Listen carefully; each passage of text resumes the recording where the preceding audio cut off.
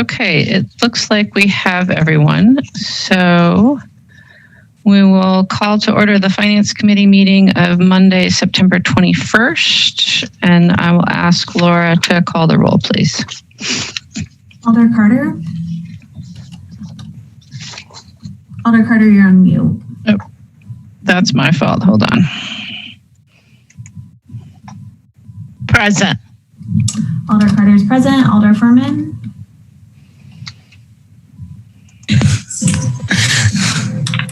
Present. Alder Furman is present. Alder Kimball? Here. Alder Kimball is present. Alder Harrington McKinney? I'm present. Alder Harrington McKinney is present. Alder Moreland? Here. Alder Moreland is present. Alder Revere? Here. Alder Revere is present. Mayor Rhodes Conway? Present. Mayor, you have quorum. Thank you.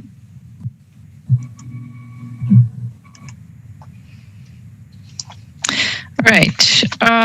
We have no general public comment. So are there any disclosures or recusals on today's agenda? Right. Seeing none, we'll move to the consent agenda. We have items 1 and 2 requested for separation. Item 7, the motion is to refer to the October 12th Finance Committee meeting. And then item 8 is a discussion item.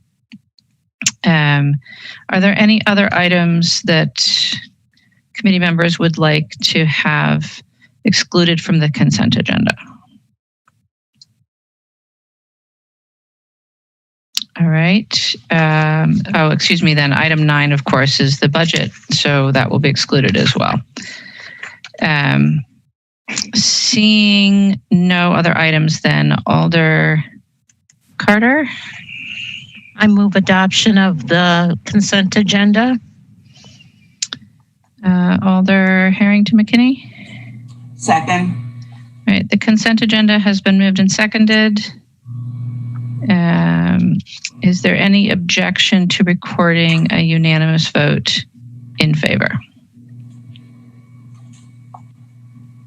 Seeing no objection, we'll record a unanimous vote in favor of the consent agenda with its recommendations. And we'll go to item number 1, Alder Carter.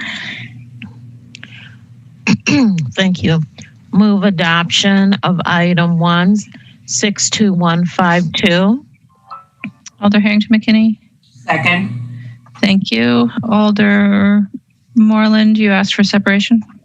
I did. I was wondering if I could ask questions of the staff. Of course. Okay. Let's see. Director Heinrich is here. Go ahead, Alder. Okay. I'm wondering if this particular position was requested prior to COVID, since it makes specific note of this creation due to COVID? We had been having internal conversations about this, but had not presented it for a creation until we've been in the COVID pandemic. Will this be an ongoing position once we get out of the crisis? Yes, I think we are. It will definitely be. It's been made into a permanent position, and that is why it's here in front of you. That we normally create these positions during the budget, where it goes before both bodies, and this happens a little bit out of that timeline. So we presented it for consideration in front of this body today, but it's meant to be an ongoing position. Okay. Would this, and I'm just asking you speculatively now because we're in COVID, but do you think that at this time of the year, you would have presented this to us regardless of the pandemic or not during this particular budget year?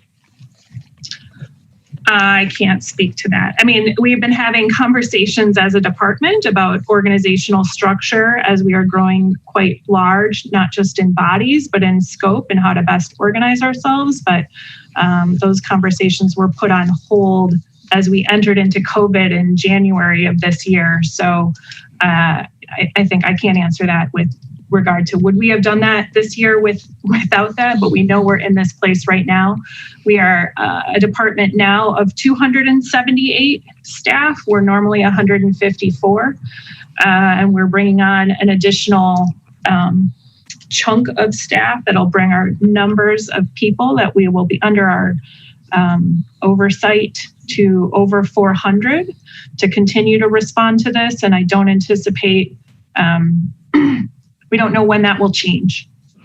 Okay. So what would be the fiscal impact for the city for this position through the end of 2020? I mean, do you have someone in mind that will fill it now, or do you anticipate that it won't be filled until the beginning of 2021?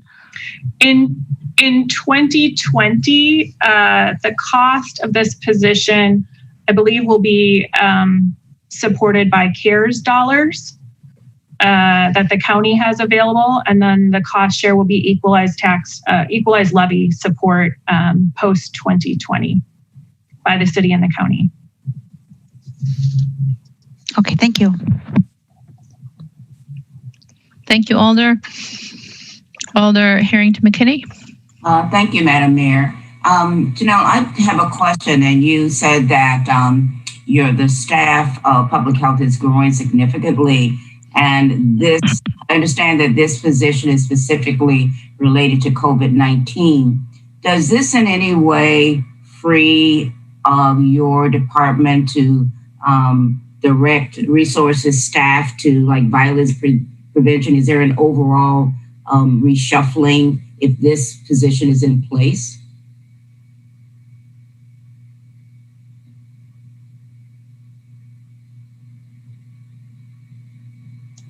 Sorry, I was muted. We are constantly looking at how do we best kind of expand and contract. Our staff who are working in violence prevention have been reallocated to do so. They were providing some support around contact tracing and outreach to the community in general. They are no longer doing that. With everything in the department, as we are bringing on LTEs, contractual staff, and permanent staff, we have had the opportunity to create permanent positions. It allows us at different points in time to look at how do we support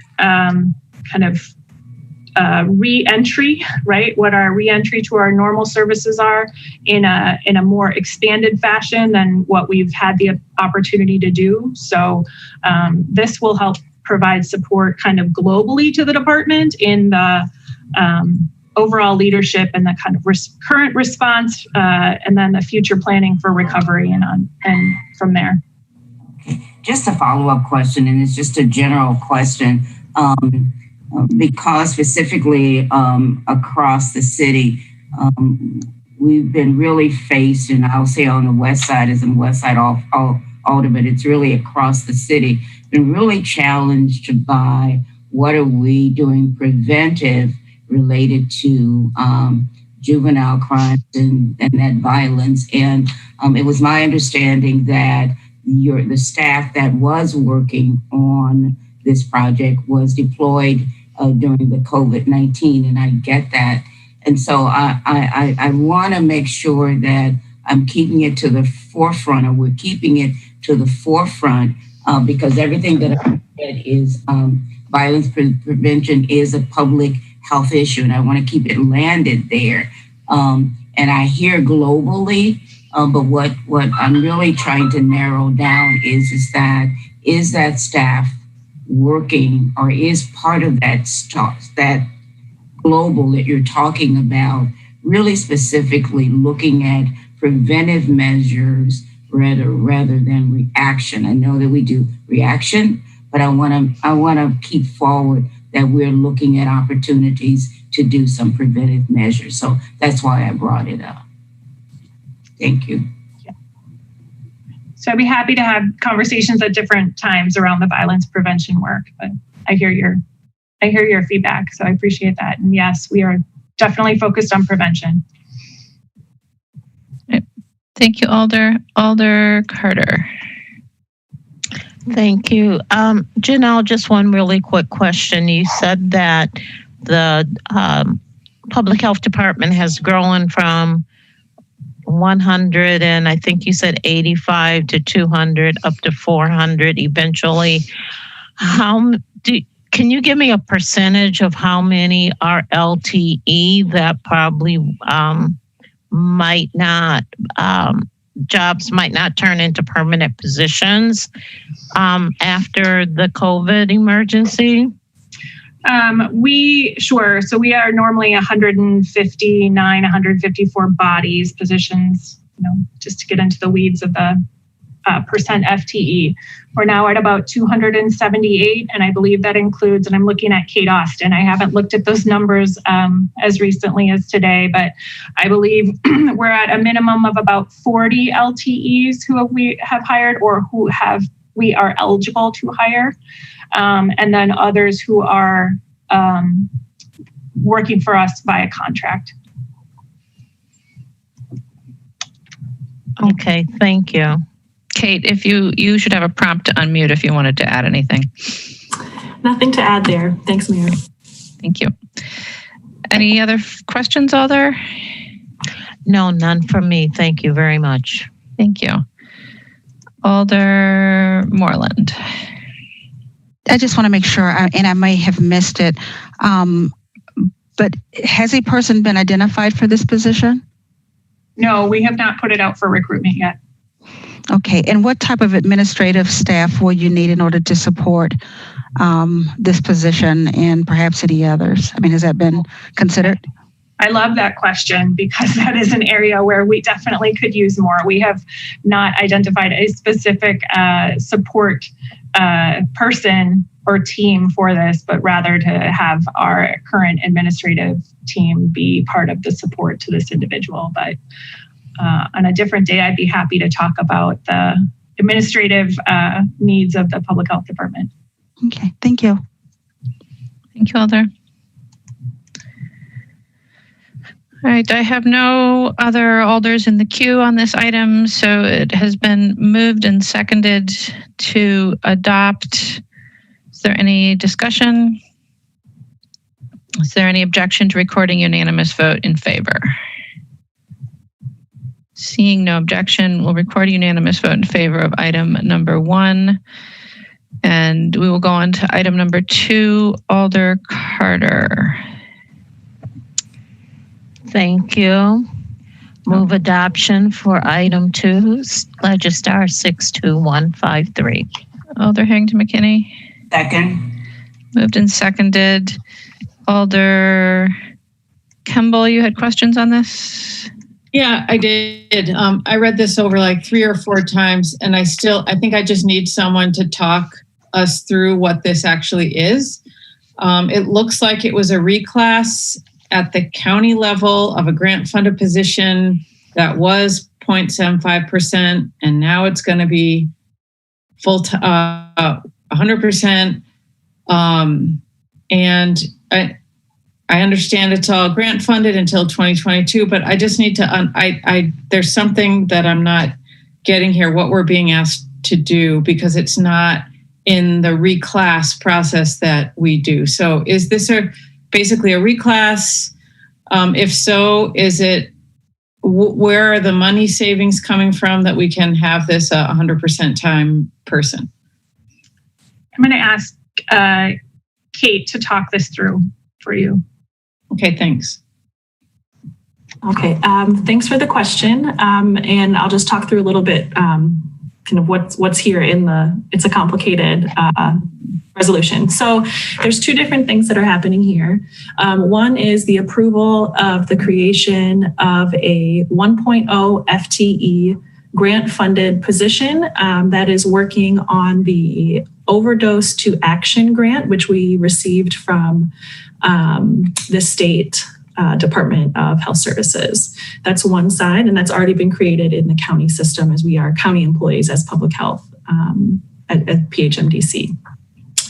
And the second component, which is a little tricky and that you mentioned, Alder, is that the council approved the creation of a 0.75 position for the Comprehensive Opioid Abuse Program earlier in the year. Mm-hmm. That position was created as a 0.75 position within the county system. And then in looking at the classification that was approved, the scope of the work was more so aligned with a different classification. So we've gone through the reclassification process on the county side, and that process, it moved to a lower classification, a lower wage rate. Does not really change the scope of the position at all, but did provide savings on what was budgeted for the grant, which we are proposing here to put towards additional 2.5 FTE to have a full 1.0 position to support the project management of this grant. So is there currently a person in this position, and who is that? This position is currently in recruitment as 0.75, and we're hoping to add to make it a full position when that person starts. No one has been identified yet. Okay. All right. Thank you. Yep. Thank you, Alder. Are there any other questions on this item? Seeing none, is there any discussion? Seeing none, it's been moved and seconded to approve. Is there any objection to recording unanimous vote in favor of approval? Seeing no objection, we're recording unanimous vote in favor of item number 2, and that will take us to item number 8. And I see that we have Mr. Wachter here to present to us. Thanks. Yes, so we just wanted to come with a couple of sort of background items and a couple of questions for feedback. If you recall, a year ago when we were going through our RFP for the Judge Doyle Square project, there was a desire to add affordable housing, but it was really affordable housing in sort of a form that we hadn't seen much in the city before. And that would involve either a 4% tax credit or a WIDA loan product. And it has very different characteristics than a lot of the other affordable housing that we see. And we currently have, I believe, 3 projects sort of in the queue looking for some form of city assistance that are similar. So we wanted to, before we bring a project in front of you, we wanted to get a little bit of feedback and sort of how we should approach them and negotiate with the developers. So I have a PowerPoint I can walk through if I do have the right to share. Okay.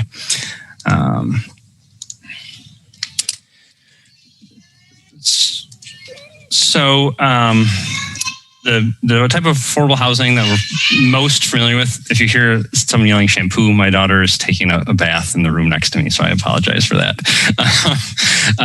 is the WIDA 9% tax credit. So this is a really powerful tool where the tax credits pay for roughly half the cost of the housing. We get a wide variety of incomes in those developments, but they are sort of very technical, and they're also very competitive. So we get a lot of them, but there's a limit to that. WIDA also has a 4% tax credit. This has the advantage of not being competitive. There's a lot more of it out there if you want to get it. It's very flexible in its timing, but as a 4% tax credit, it's less money. So it means that oftentimes we would have to put in more subsidy, and it doesn't get at the lowest income units that you would get in the 9% tax credit transaction. So we don't see a lot of these. There's also a state 4% tax credit that you can stick on top of that 4%. So the 4 and the 4 make essentially an 8% tax credit, and that's great. It lets you. It requires less city subsidy to make it happen. It can get to those lower income thresholds because you're putting two medium-sized tools together to get a powerful tool, essentially. The problem is that state tax credit is also very competitive, and it has a bunch of factors in it that make it work better in places that are not Madison, essentially. So those are three tools that are out there that are tax credits. Weed also has low interest loans. So if you remember, this is what we ended up doing on Judge Drill Square. So it's a low interest loan that gets you 20% of the units at 80% of median income. So a relatively modest amount of relatively modest affordability, but it's very flexible. There's a lot of it out there. It's not competitive. So right now, what we do as a city is we have the Affordable Housing Fund that puts out an RFP to really get a lot of those 9% tax credit deals, and then the 4% plus the state tax credit. And we generate a lot of units, and we typically subsidize to the order of about $22,000 per unit.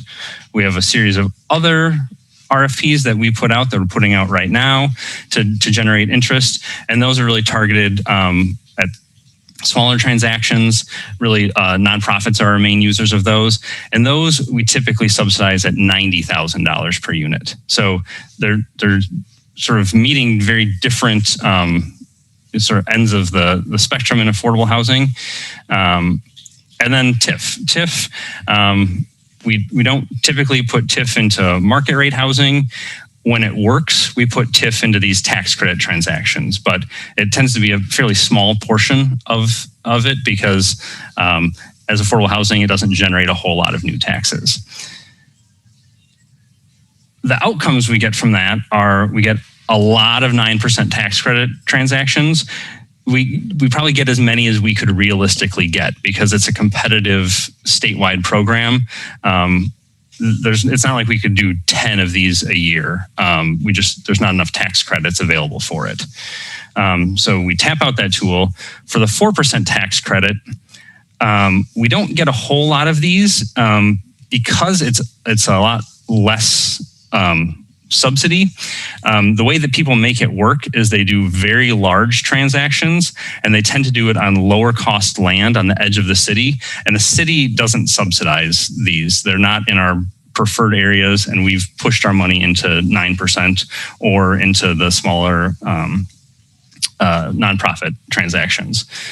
Market rate housing develops all the time without city subsidy, but it's not for low income households. And we occasionally see someone take advantage of these low cost loans, but not very often. So what we have in front of us are people proposing to do just a straight 4% tax credit transaction. We have some people looking at taking a market rate transaction and doing a low cost WIDA loan. So, I guess the question that we have as staff is, how much do we want to support these? It's likely not going to be affordable housing funds. It's going to be in the form of a request for TIF. It's going to be in possibly in response to a city RFP on city-owned land, so we could write down land. There's a couple ways to do it, but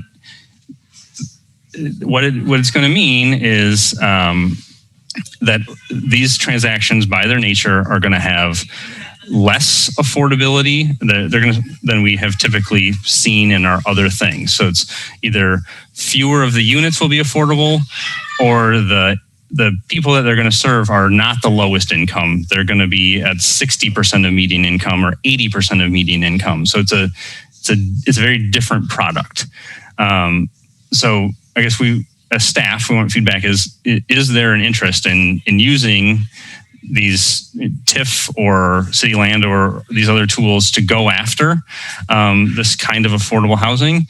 And then if so, maybe there are specific instances that we would look favorably in it. And really it's places where we would normally get a market rate transaction, and it's not really possible for us to make it a 9% tax credit deal.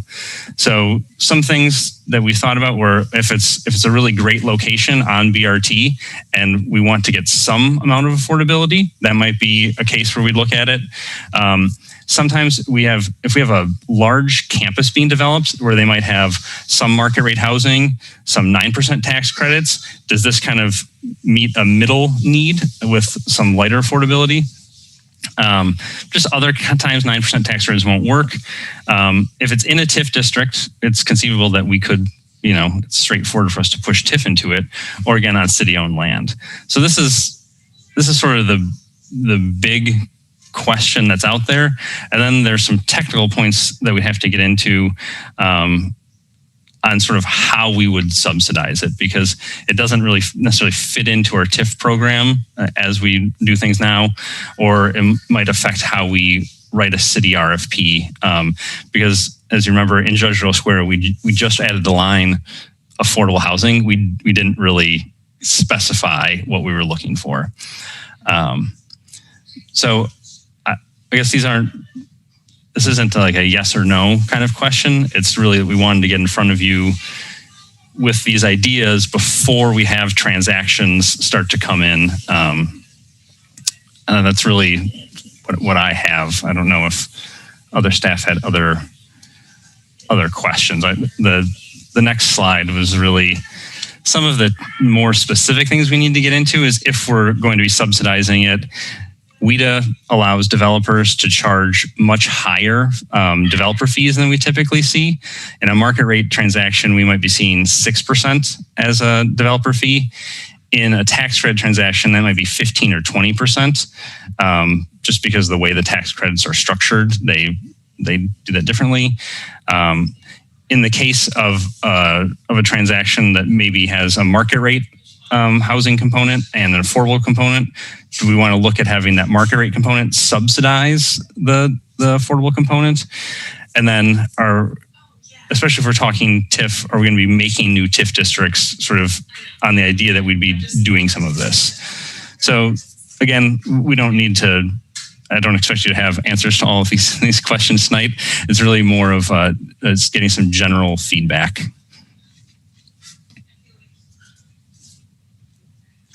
Thank you, Matt. Are there questions or any feedback from the committee? Alder Rummel. Thank you. Thank you, Matt, for the presentation. One question I have is more just each year WIDA changes its goals, and how does that affect this dynamic? And because it seems like next year they want to focus more on rural areas. Will we get the opportunity to win less awards, do you think, next year? So that is something that WIDA does, is they do a sort of a big change one year and then some small changes the next big change. And some of those things, what ends up happening is they give preferences to locations that are not Madison, or one of the other things that they can do is cap really how much tax credit a project can get. So when you have bigger, expensive projects, you're less competitive. So in this next round that we are just going into, it will likely be harder for Madison to compete on those. So that's always a risk. We have a very good track record. Our RFP really pushes tax credit developments in the 9% world to be more competitive. So we have a very high success rate, and we tweak our program to make sure that our projects continue to be competitive. But yes, I mean, it's not going to get easier. Let's put it that way. That's all I got. Thanks. Thank you, Alder. Alder Evers. Thank you, Mayor.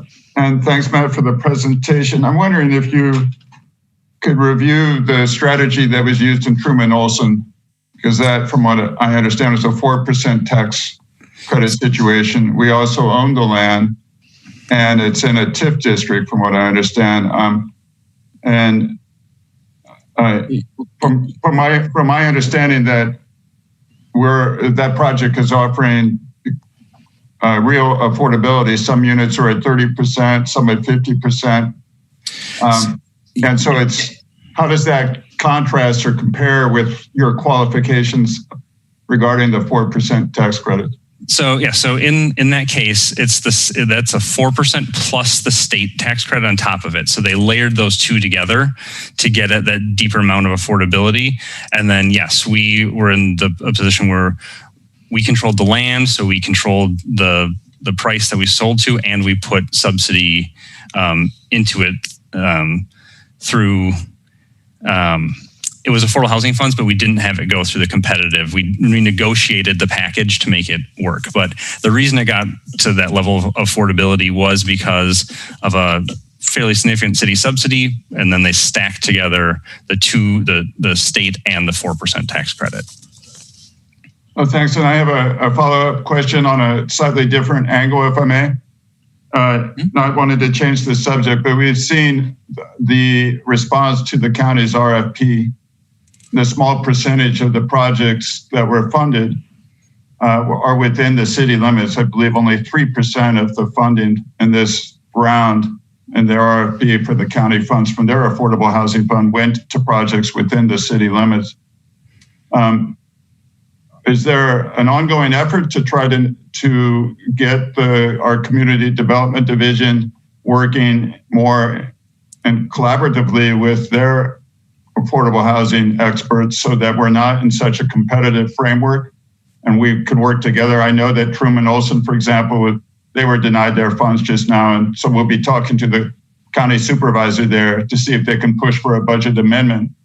But it just seems that we need to be much more on the same page so that we're taking advantage of the various tools and the various strategies, including the funds that the county can bring to bear and putting a package together to get us to those deeper level of affordabilities. And I will close by saying I have been struck by the graphic that was prepared by the planning department that shows the declining real estate that's available for the average Black family to live, where in 2010, there were quite a few census tracts, but the most recent of 2018, there's almost no place in the city of Madison where the average Black family can any longer afford to live. So these are really serious issues and an area of heightened awareness and unrest about racial equity. We need to get everybody on the same page working together. That's all I got. Thank you. So on the issue of the county, Jim can probably answer much more detailed than I can, but the county did change its RFP and its criteria, and some of those technical criteria that they have make it much more difficult for Madison projects to score and be competitive on there. But I don't know, Jim's available to maybe weigh in on how we're trying to work with the county on this. Jim? Yeah, well, we have in the first 6 years of our affordable housing initiative worked very closely with Dane County, and many of the projects that we've offered support to have also received support from Dane County. That's been an intentional thing, and this year the county went in a little bit different direction. We saw their request for proposals early on when they appeared to be less interested in jointly funding development proposals with the city. We inquired about that, but that appears to be the direction that they've gone this time. So we'll continue, I think, to impress upon them the importance of coordinating our efforts with them. I see this year as a departure from what's happened in the past, and we'll be talking to them and working with them to try to understand why that's happened and see if we can more closely collaborate in future years. Thank you, Jim. All right, Alder Carter. Thank you. So, Matt, with your PowerPoint, on the, I can't think of what slide it was, but I'll just go forth. So, the City of Madison has a commitment of affordable housing. And if we look at your PowerPoint, if the 4% state and 4% WHEDA, which comes out to 8%, is highly competitive, And then the other option is not as, for lack of a better word, lucrative. Then what options do we have to stay the course of affordable housing? So I think our strategy has been that we go after as much of the competitive money that we can. So those 4% plus the state and the 9%. And that just has a limit as to how much we can do. So I think as staff, we would continue to advocate going down that path and getting as much of that as we can. And then working with our nonprofit partners to add a lot of typically smaller developments. But if we want to be adding significantly more affordable housing beyond that, then it's these other non-competitive tools are really is all that's available to us. And that's it just means that we would get less, that we have to spend more money to get, sort of comparable units. And it's not going to be deep affordability. It's not going to be 30% AMI. These tools are just not designed to do that. We can't stretch them that far. So I guess that's really the question today is, how hard do we want to go after these non-competitive, but tools that don't get us probably exactly what we want. I don't know if that answered your question. Sorry. Yeah, it did. Thank you. Thank you very much. Thank you, Alder. Alder Verveer.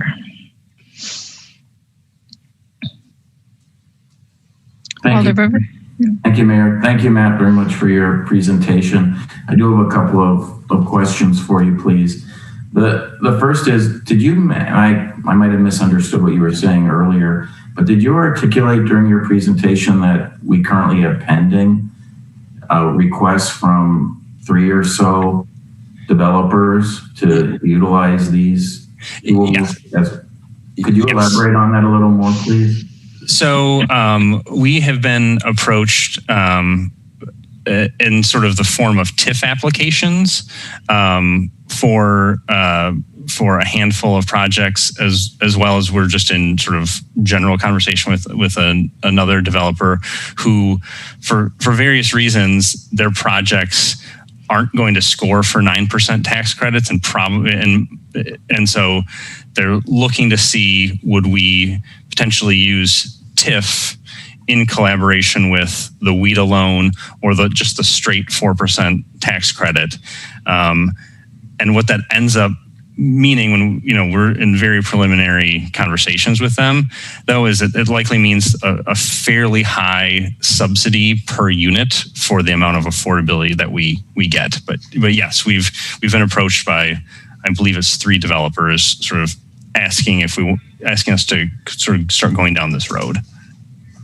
And for most all of us, I think all of us on this committee, we've perhaps been there, done that, as you mentioned earlier, with Stonehouse development on the Judge Doyle Square site. Is that a very good direct analogy to what's pending? Or not? Yeah, really? I think right. It's the same thing, and I know that we had a lot of conversation around Judge Doyle Square about, is that enough affordability? Is 60% AMI really an affordable unit? And so, before we had that conversation in the context of another project, I think that's why we're here, to just start talking about it. I appreciate that. Yeah, thank you. You might remember when we had those closed session conversations back in the good old days in the municipal building when we could see each other in person. Many of us were conflicted because we obviously want the lowest AMI levels possible. Well, we all know this, but you especially, Matt, because you've been helping us to try to provide affordable housing in our community for many years now. But how that then works against the very high downtown land values. So something that my constituents and I hear regularly from developers in their presentations And this happened literally twice in the last week, personally, both in the first being in a public neighborhood association meeting and second. And then the latter example being just a conversation I had Friday with the development team about a proposal for downtown. Anyway, affordable housing is constantly brought up by myself or neighborhood activists, or not even a neighborhood activist, regular neighborhood residents. And the response inevitably downtown that we always get is that downtown land values are just so significant. In fact, the developer in the public meeting a week ago used the terminology Tokyo level land prices or land values as to why their market rate multifamily proposal that they want to bring to downtown couldn't have any affordable units in it. Could you talk a little more? And it was on obviously one of your slides when you talked about specific criteria that we might use to allow for these other tools to be paired with our money, our resources. But could you talk a little more about the issue of the downtown land values and then how this conversation in part is about trying to distribute affordable housing citywide so that downtown isn't excluded despite the land values? Sure. So like I said, on the edges of the city, some developers are able to make affordable housing work without city subsidy because they do 150 to 200 units at a time. So they spread a lot of these costs out amongst the units, and then the land cost is significantly lower.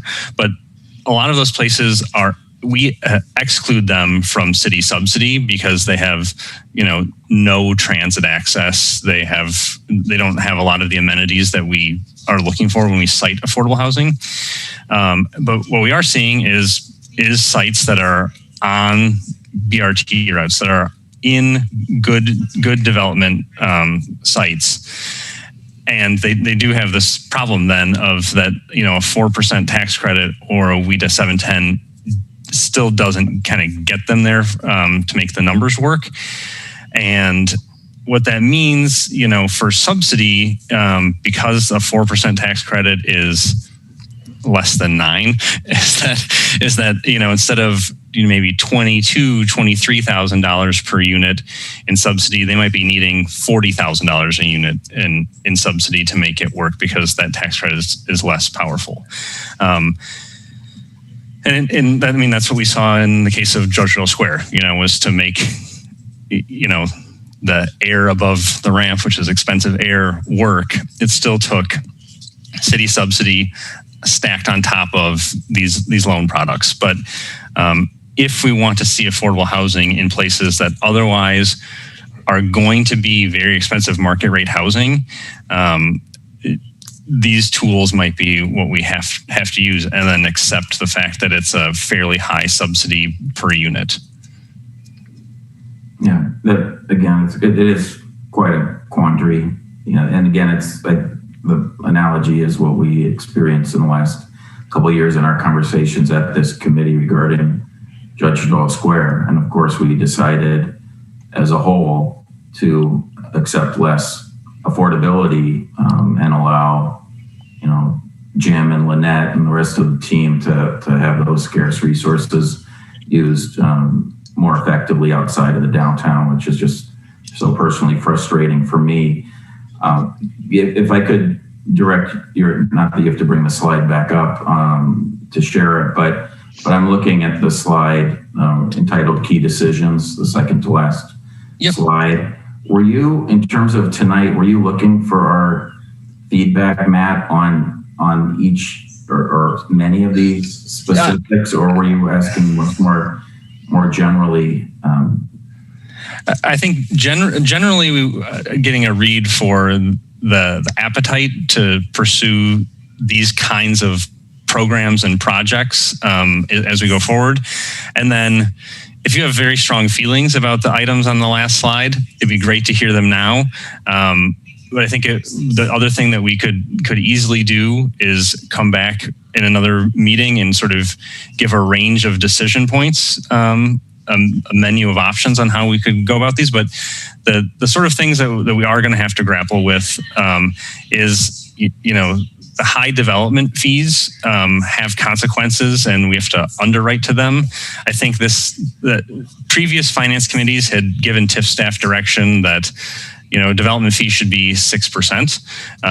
And like I said before, in the WIDA tax credit world, 15 to 20% is what's allowed and is the norm in tax credits. So that would be a change, and that has consequences. How we look at the increment being generated, if we're talking about TIF, if it's a multi-phase project, that has consequences. And then creating TIF districts just to do these sorts of things is, again, something that we haven't really done. And it's not impossible, but typically when we create TIF districts, we're trying to capture things that are creating a lot of increment, and by its nature, affordable housing doesn't do that. So we just need to think through how to handle it. So again, if you have strong feelings, I'd love to hear them now, but we can always come back and have a more structured conversation about those if 4% tax credits and WIDA loans are things we should really be things we want to pursue. Yeah, and you and I and others are having a conversation in a couple of days to continue the dialogue as it relates to specific proposal downtown that we talked about a little during the capital budget hearings, and one of the amendments tonight that we'll be tackling includes the possible creation of a TIF district to support a new Lake Street portion of our State Street campus parking garage, and so that obviously calls to mind the fact that you've called out TIF districts, you've called out city-owned land, though likely both of those will absolutely be the case. And I articulated, at our last meeting, I could think of this committee, if I'm remembering when our capital budget hearing schedule was, that I really would love, as you know, to have affordable housing component if we do public-private partnership on Lake Street, and I know we'll have that conversation in a few days amongst ourselves, but that's another good example that's coming up. Let me perhaps quickly pivot to my last question. I know there's others in the queue that wish to share, but in terms of our next steps, do you have do you think that if you come back to us with a menu of options, is it likely, Matt, that you and your colleagues in professional staff could provide us your recommendations, or is that something that you weren't planning on doing, is sharing recommendations with us if we ask you to do so? Well, I mean, we can certainly provide recommendations. I think some of it is we sort of need some feedback on what the priority is. If the goal is to make sure we get some affordability in places we otherwise wouldn't, that's going to lead us to a certain set of recommendations. If instead the feedback is we really care most about serving the lowest incomes possible, that's going to look like a different menu of options that we could come up with. So I guess what I envision is really kind of we could lay out what each of these things means and what it's going to cost to pursue. Thank you. Yeah, I'll just say, as I'm yielding back to you, Mayor, that I'll repeat what I said earlier. It's really tough because I would obviously want the lowest AMI levels possible, but at the same time, really think we need to figure out ways to provide some sense of affordability downtown that just isn't there today. So I'll leave it at that. Thank you, Matt, very much, and look forward to continuing the conversation. Thank you, Mayor. Thank you, Alder. Alder Heck. Thank you, Mayor. Just a quick question for either Matt or Jim.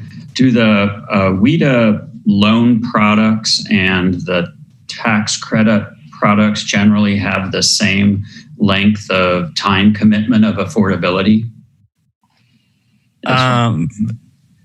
Not necessarily, but when we put our subsidy in, we oftentimes put a land use restriction that has a 30, or now we're starting to do 40-year restrictions on it. So we take whatever WIDA does and we stretch it farther.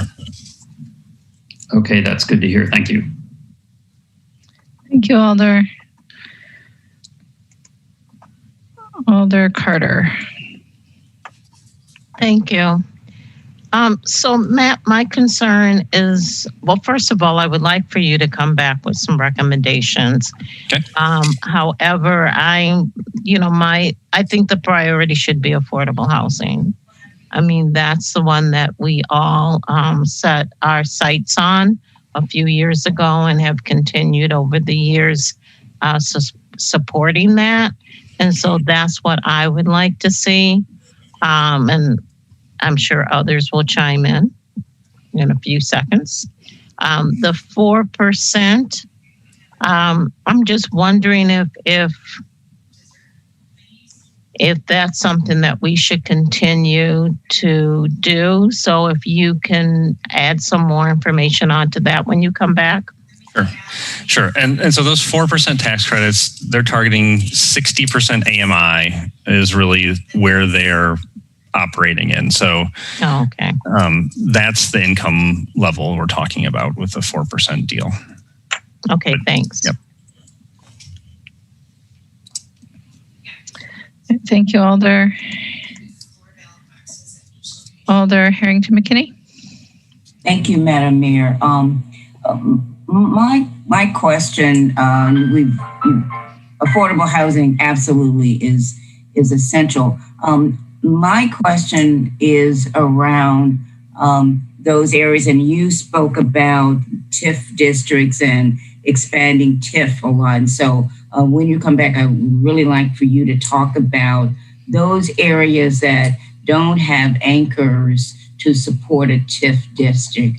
What about those areas as you are really expanding and looking at equity, and how can you, and I really want to thank Alder Evers for commenting what he said in terms of the accessibility, the availability of housing stock or potential housing stock for low-income individuals, and looking at TIF and expanding that in ways where there's not an anchor, and what are the possibilities of looking at that as a way to really navigate and expand the housing stock. And so I don't know if that's a question that could come up that can be expanded when you come back before us, but that's certainly one that I'm interested in hearing more about.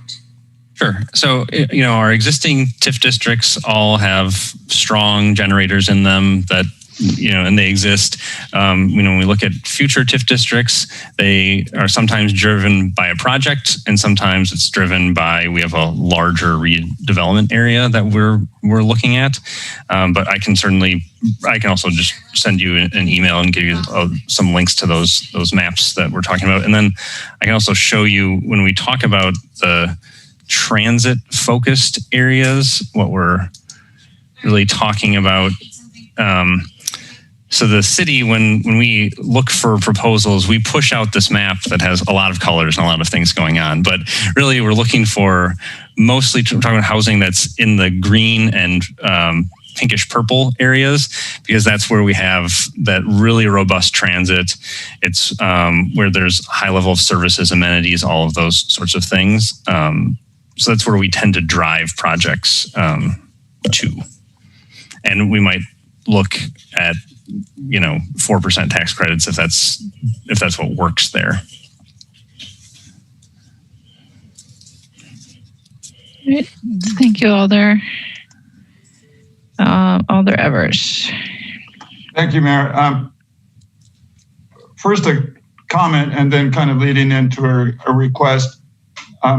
I believe in either the last page or the second to last page, you make reference to properties that the city owns, and it speaks to land banking as a strategy. And I'd like to thank the mayor for increasing our budget for land banking this year. It's commendable. It's necessary. I'm wondering if you could, Matt, speak to that as a strategy.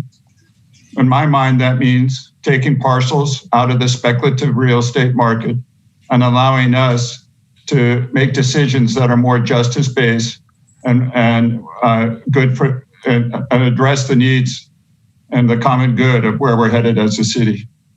So I'm wondering if you wouldn't perhaps, when you come back and looking at recommendations, including what you would suggest would be necessary in terms of, more robustly perhaps in years to come, funding a land banking strategy that would allow us more leeway and being able to have this kind of affordability that will make a difference in people's lives. Sure, we can absolutely do that. And the reason that I brought up city-owned property is it's possible that sites that we own and are going to be RFPing for, they're just not going to work for a 9% tax credit. The Lake Street parking garage, for example, like its size and scale makes it a probably not good fit for that program. But if there's a desire to have affordability in it, we might have to look at some of these alternative programs. As we land bank, it could be that we have a site that's, it just won't physically fit enough units to do a tax credit transaction, but we might want to have some amount of affordability. So that's why those are brought up, and it's another tool to subsidize it. That's not the Affordable Housing Fund, because we could write down the land cost because we own it, control it, that sort of thing. But yes, we can bring back more detail next time. Thank you. Thank you, Alder. Alder Kemble. Thank you. So all these tools, we've been talking about all these tools that apply to private developers, but we actually have a public housing development authority, and with access to bonding with bonding authority and access to cheap financing, basically.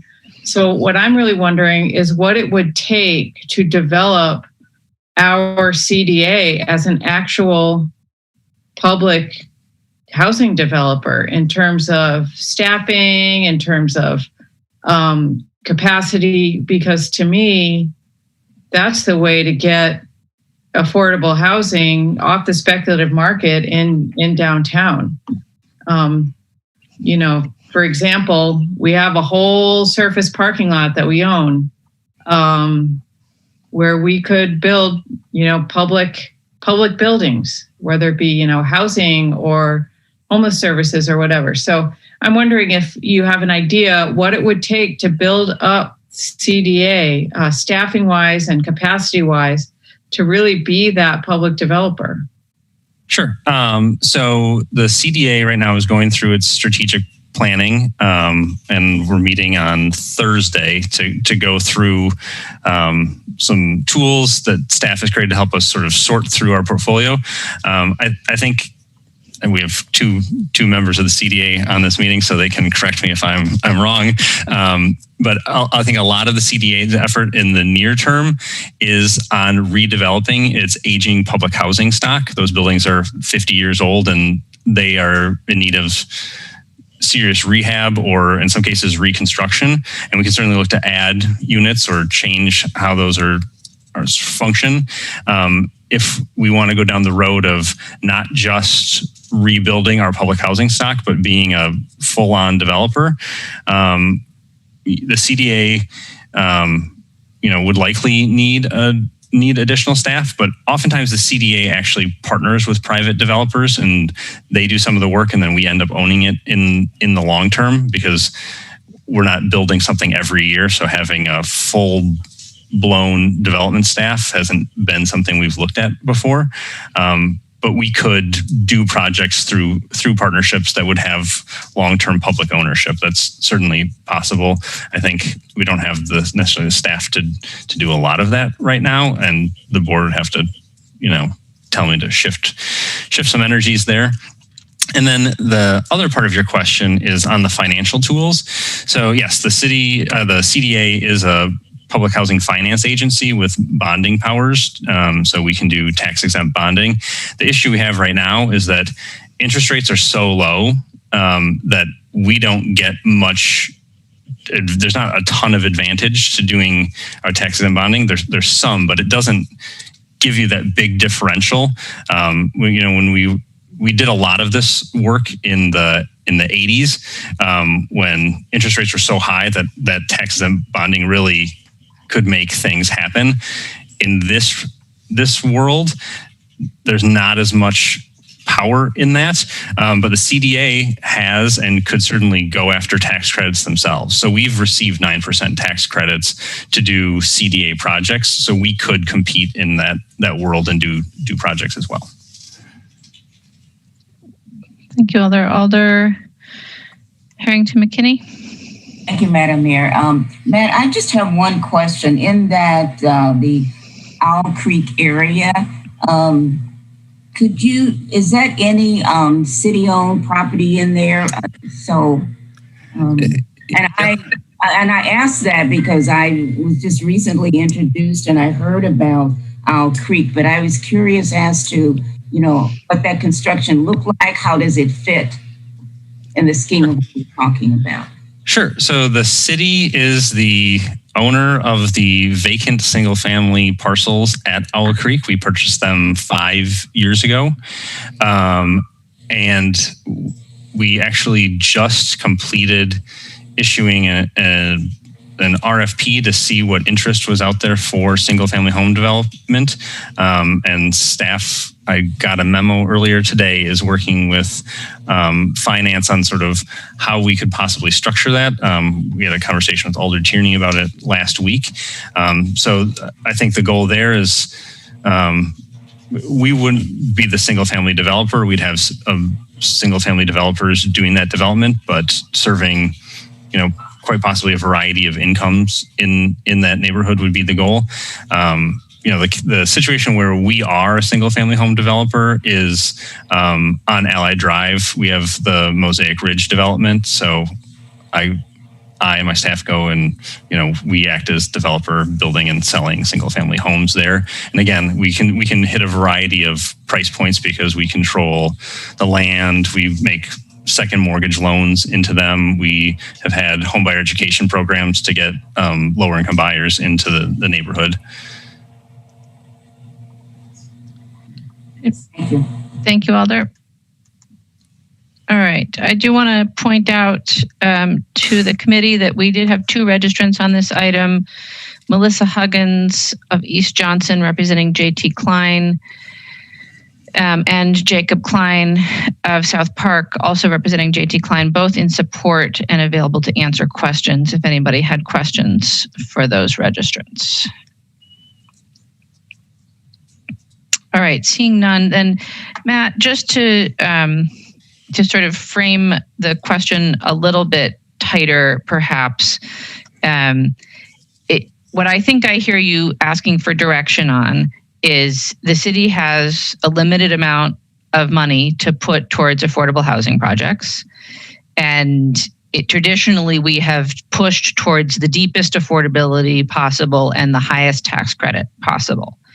And the question now is, do we want to continue to do those 2 things, or do we want to try and expand our range a little bit to either go for lower tax credits, the 4%, with accompanying larger subsidy from the city, or to accept a lower, lesser affordability, right? A higher rent rate in the projects that we would be subsidizing because they would only have the 4% or some other type of financing. Is that a summary of what you're looking for? Right. I would say if we decide that we want to go add more units than we're already adding, and in these places, it's going to mean 4% tax credits or WIDA loans. And the money is going to be affordable housing funds, it's going to be land write-downs, or it's going to be TIF, and it's going to probably cost us more on a per unit basis. And we haven't done that before. And so I guess, yes, the question is there an appetite for spending more money per unit, changing some of our policies and rules to make it work better, to go after those units, knowing that they're not going to have 30% AMI units. They might not even have 50% AMI units. So yeah, is there an appetite for that? Because it's not competitive and because we could do the projects we wouldn't otherwise be able to get affordability into. Right. So it might be useful then for you to hear back from the committee and the council as a whole, is there a certain level of subsidy per unit that alders are comfortable with? Is there a certain range of affordability that alders are comfortable with? Are those the kinds of thing that would be useful to you to hear? Yes, because the alternative is that staff can start negotiating with a developer and bring the project forward, and it could be way off from what you really want from these types of developments. Just one more thing, Jim, before I go to you, and that is, I recall that the Housing Strategy Committee had I guess maybe years ago now, had sort of laid out a range of where the need is in our community in terms of levels of affordability and numbers of units. Is that something that we might be seeing an update to? I don't know if we or am I making that up? No, I think that post 2020 census, it'll be easier to update some of that because of some of those very fine-grained data. But essentially, what the data said are that the lower income you are, the more likely it is that you are in housing you cannot afford. So when you're at 30% AMI, unless you are in a subsidized unit, you're in a unit you can't afford right now. And then obviously as it goes up, you're less likely to be cost burdened or extremely cost burdened. But if the question is how many people are 30% AMI versus how many people are 50 or 60, there's less 30% AMI households than there are 50% or 60 because we have a bell curve distribution of income. So 100% is where most people sort of are at, if that makes sense. So the question is, I guess, which problem are we trying to solve? The people who need housing the most, or the biggest group of people who might be low income? Right. I think that's just, I ask it to sort of frame the question, right? Because there are multiple ways to approach this. And the truth is that if we had unlimited resources, we would want to produce all of this type of housing, right? At many different levels of affordability. And so it's really just a conversation about, given that we don't have unlimited funds here, how do we feel like collectively we want to target this the most? And Jim, you would like to weigh in here. Go ahead.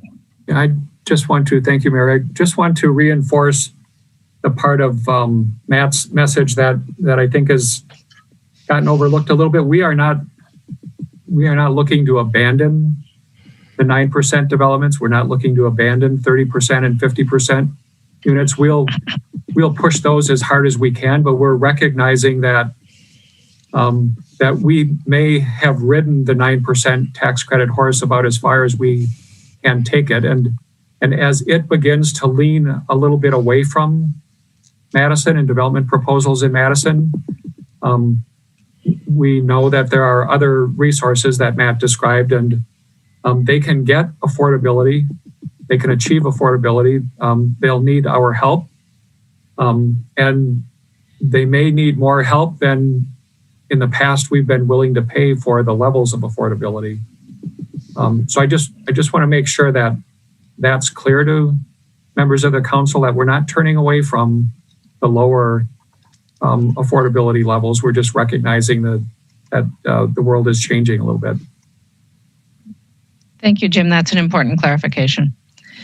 All right. So are there any additional questions or comments or direction that folks want to give to staff at this point, knowing that we'll bring this back for further conversation? Alder Evers. Thank you, Mayor. Also, I wonder if we could get an update about this private sector fund that functions somewhat like a revolving fund, like an annuity, where the interest that's collected off this is available. I haven't heard much about that lately. I'm wondering if it makes sense for us to really turn to the private sector and indicate our needs. I mean, if we had $15 million a year in an affordable housing fund, we could certainly do a lot more than with $5.5 to $6 million. So if we had and it's a tough conversation to have during a severe recession, but I know that other cities have relied upon the beneficence of the private sector, particularly the high-tech sector, to address housing needs. To the extent to which the high-tech sector brings in employees who can afford to pay market rate, there seems to be some responsibility. At least that's the argument that's been made in other cities. I'm wondering if we could get an update on the status of that private fund and where it may be headed in the future. Thank you. Thank you, Alder. All right, is there any other feedback, questions? Seeing none, thank you to both Matt and Jim, and we'll ask you to come back to a future finance committee for further conversation, maybe with some structured options for people to point towards what they feel more comfortable with. All right. All right, that will take us then to our final item, which is the 2021 capital budget. And so we have 3 registrants on this item. First registrant is George Meyer of Randolph Drive, in opposition and wishing to speak. Good afternoon. George Meyer on Randolph Drive, and I'm here today representing a work group that's been put together by the Tamarack Trails Homeowners Association, the Sauk Creek Neighborhood Association, and the Walnut Grove Neighborhood Association. And this is in regard to a plan for stormwater management and a bike path in that portion of the Sauk Creek Greenway between Tree Lane and Old Sauk Road. About 4 years ago, it came to the attention of those groups that, in fact, there was going to be a fairly extensive stormwater management plan development in that greenway, and a bike trail put in. We recognize there does need to be stormwater management through that area. There's been pretty much neglect of management at all in that area by the city-owned property. We had public meetings where, in fact, city staff came in, and the residents were had an opportunity to voice their concerns, though, to the way it was being proposed and the extensive work that was being done. And we were assured at that time that there was nothing proposed immediately, and that we would be involved as a community in any future project development or design of the project. Well, then 2 years ago, as you're very well aware, there were the major floods in August of 2018, and the city very responsibly put together the Madison Pheasant Branch watershed study, of which Sauk Creek is a portion. And we kept on, this ad hoc group was formed, and we have been in constant contact over that period of time with the engineering department, and more recently with the mayor's office. The Pheasant Branch watershed study is completed. We've been told that then after that, we would be able to have an opportunity to have a voice and transparency in regard to the proposed design of the watershed management through that area, and the decision as to whether or not there would be a bike path through that area. And have been, once again, in contact with the engineering department, and have had actually a meeting with the mayor's staff. We were very surprised when seeing that the capital budget being proposed and before you today had funding for both the stormwater management, a part of it, and I think that's on slide 171 of your proposal today, and part of the on page 67 or slide 67 for a bike path through that area. And we ask that there not be any work done in that area. There needs to be meetings that we requested and have been committed to, and transparency, so that the local residents have a major say about the water management or stormwater management plan through the area. We all agree something needs to be done. We'd like to see it be done in a way that is very reflective of the conservancy nature of the area and the habitat, but still maintaining the need for sound stormwater management.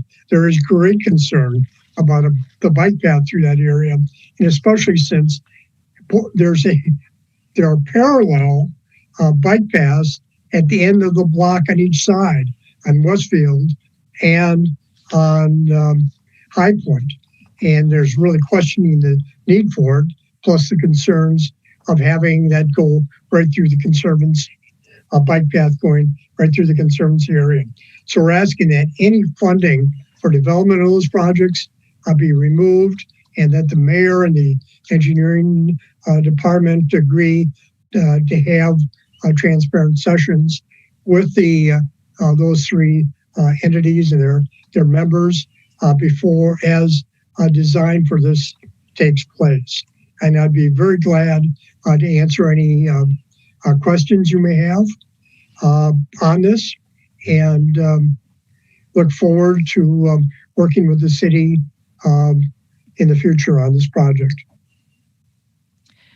Thank you. We have two registrants not wishing to speak: Janet Hirsch of Cedar Creek Trail and Patricia Maddox of Oak Creek Trail, both in opposition, not wishing to speak.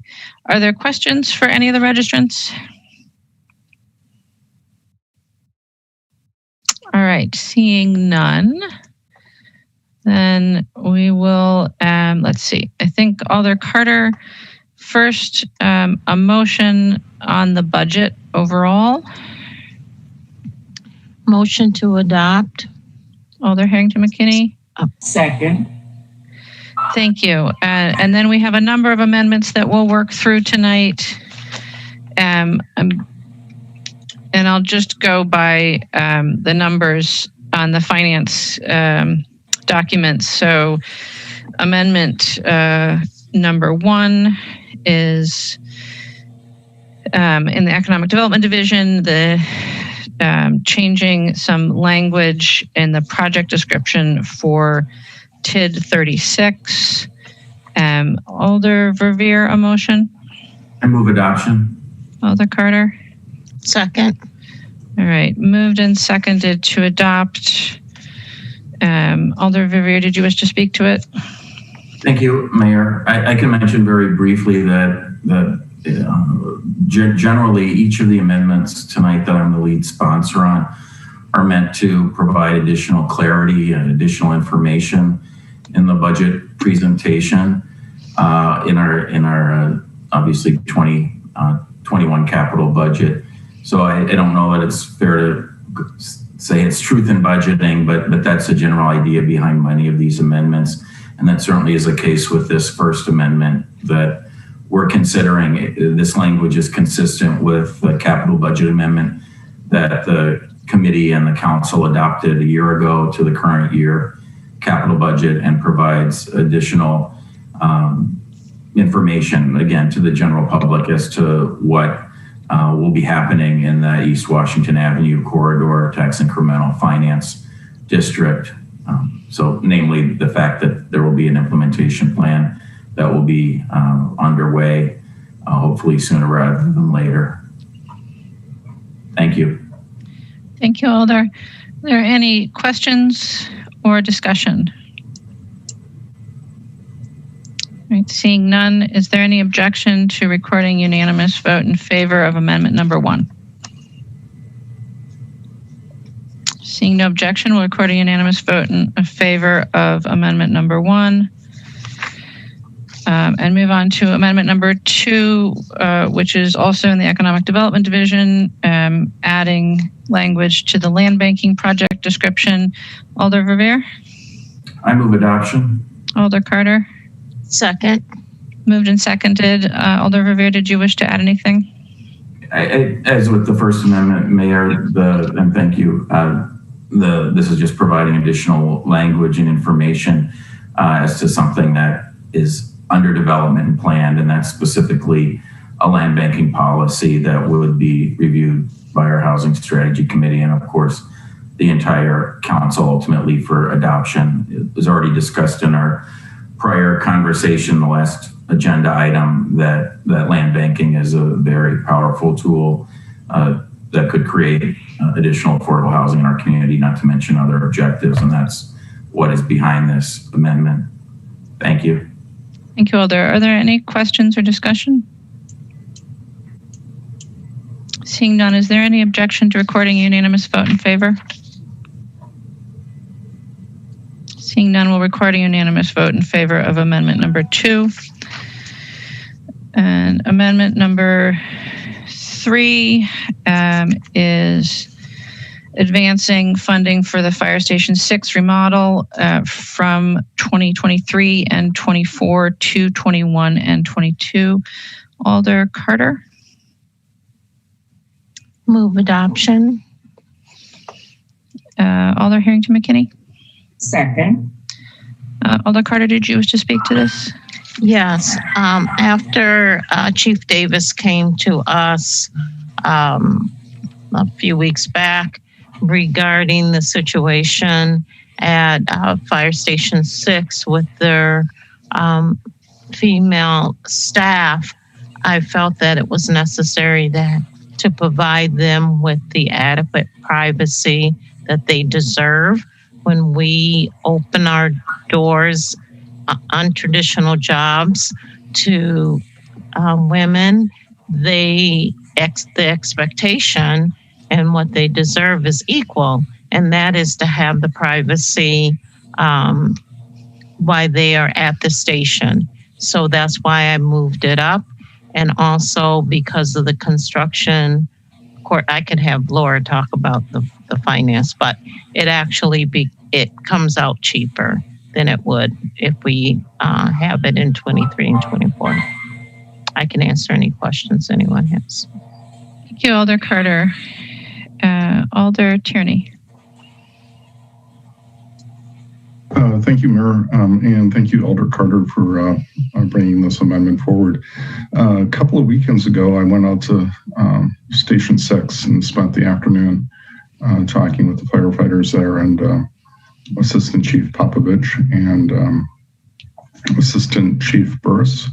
And it was really interesting getting a tour of the station, because the quarters where the firefighters sleep at, between calls, so they can be rested and ready to go out. We're basically looking at large rooms where firefighters have gone out and found surplus dividers like you'd find in cubicle office spaces to try to have some degree of separation. But what really struck me is that, especially in this age of COVID, and I think in the future, as we look at having other issues that we're going to need to address with healthcare and pandemics, it just really struck me how our firefighters that are at the station 24/7 really don't have the ability to separate safely now.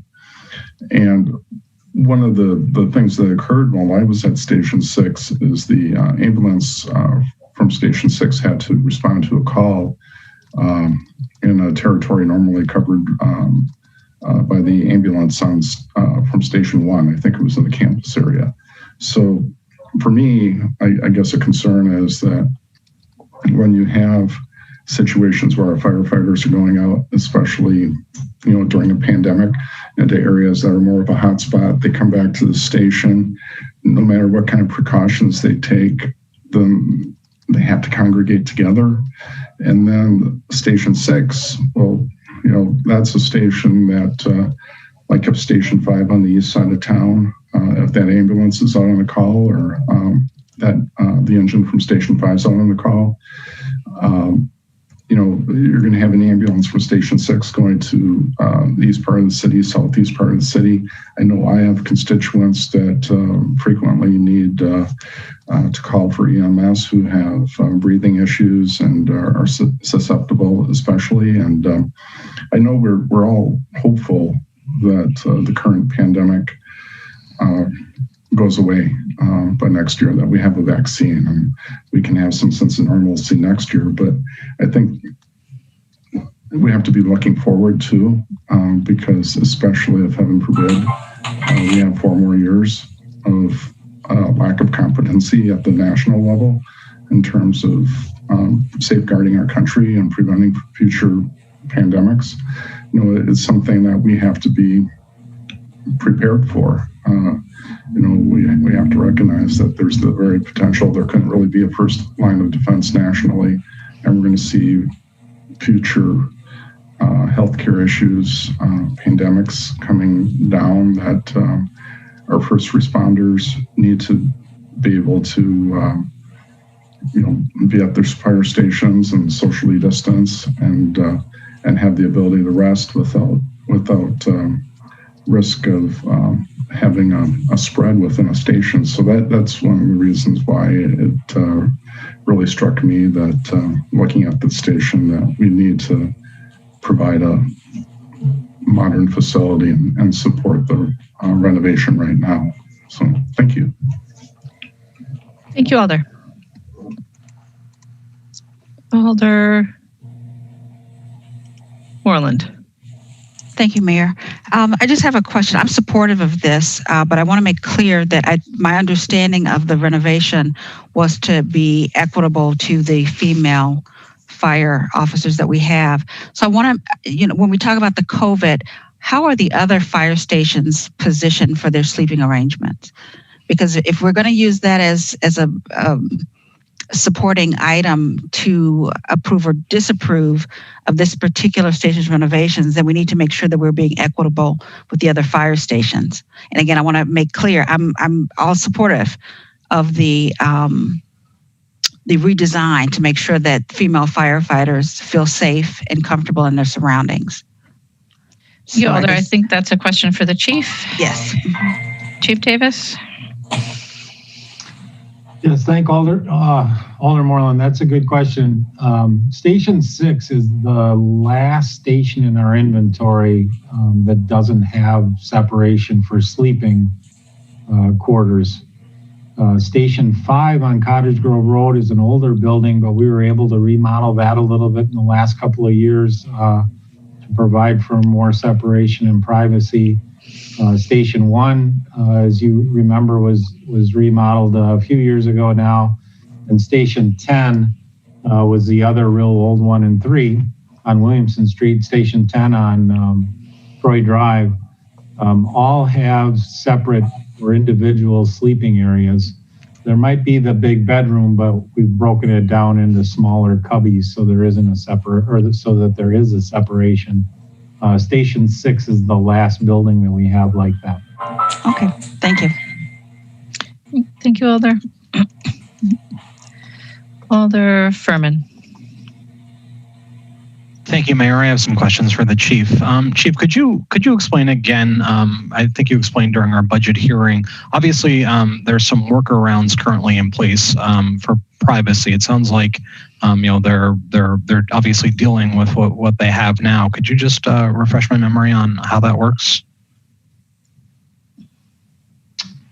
I'm not sure I understand the question, Alder. Sure. So I'll try it a different way. The idea is that we're looking at redoing this building in 2023. If this, 2022, if this amendment passes in the name of giving firefighters more privacy, what's being done now in the meantime for privacy at that station? And I can send some pictures out so you can see them specifically, but there's essentially one big bathroom, one big locker room, and one big shower. And then there's a smaller suite there as well. So it holds, I think, 2 beds to 3 beds, smaller locker area, and then just a one shower bathroom. And so typically if a woman is sent there to work for 24 hours, the crews that use that smaller bedroom space, which is typically the paramedics because they're up and moving around quite a bit more in the night, they'll move into the big bedroom that has, I believe, 5 or 6 beds in it. So it makes that big bedroom even more condensed. And then when they leave the next day, people go back to their normal spots, if you will. Okay, and then my next question is obviously the department requested for this to be in 2022 and 2023. The mayor's budget had it in 2023 and 2024, and then this amendment's moving it up to 2021 and 2022. Can you explain why the department had requested it in 2022 and 2023, and how they feel about this amendment making it even sooner? So Assistant Chief Popovich can speak to it. I believe he's logged in under the other Chief Davis name. If we could unmute that. I think we've got him. Okay, you got him there. I'm going to let him speak to some of those details. Hello, you hear me? Yep. So we did request 22 as the initial design in the original request in the SIP.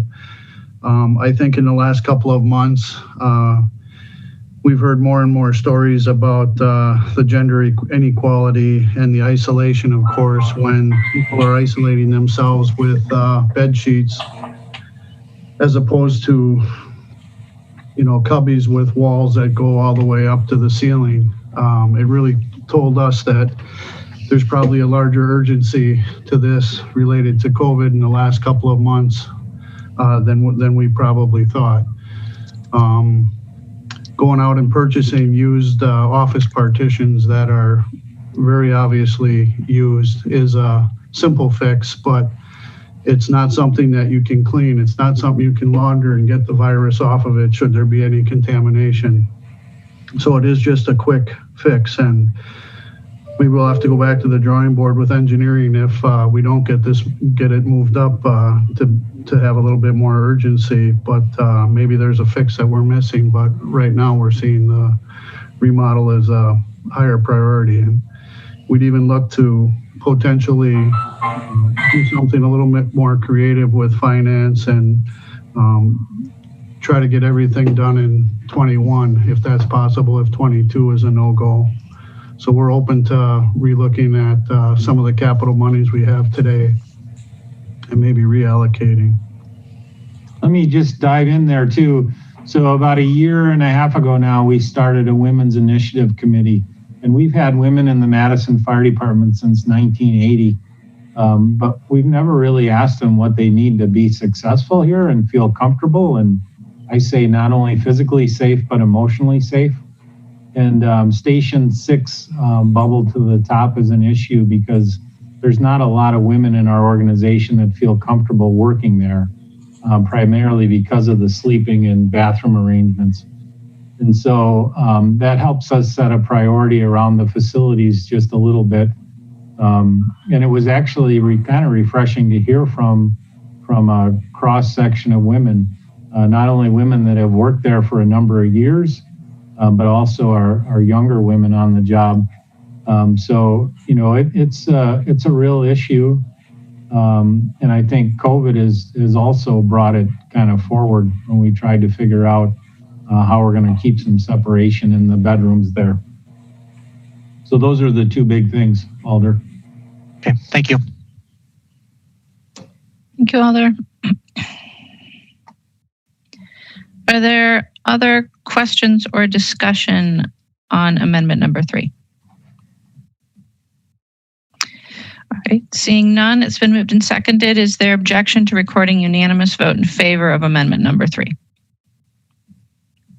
Alder Furman requesting a roll call?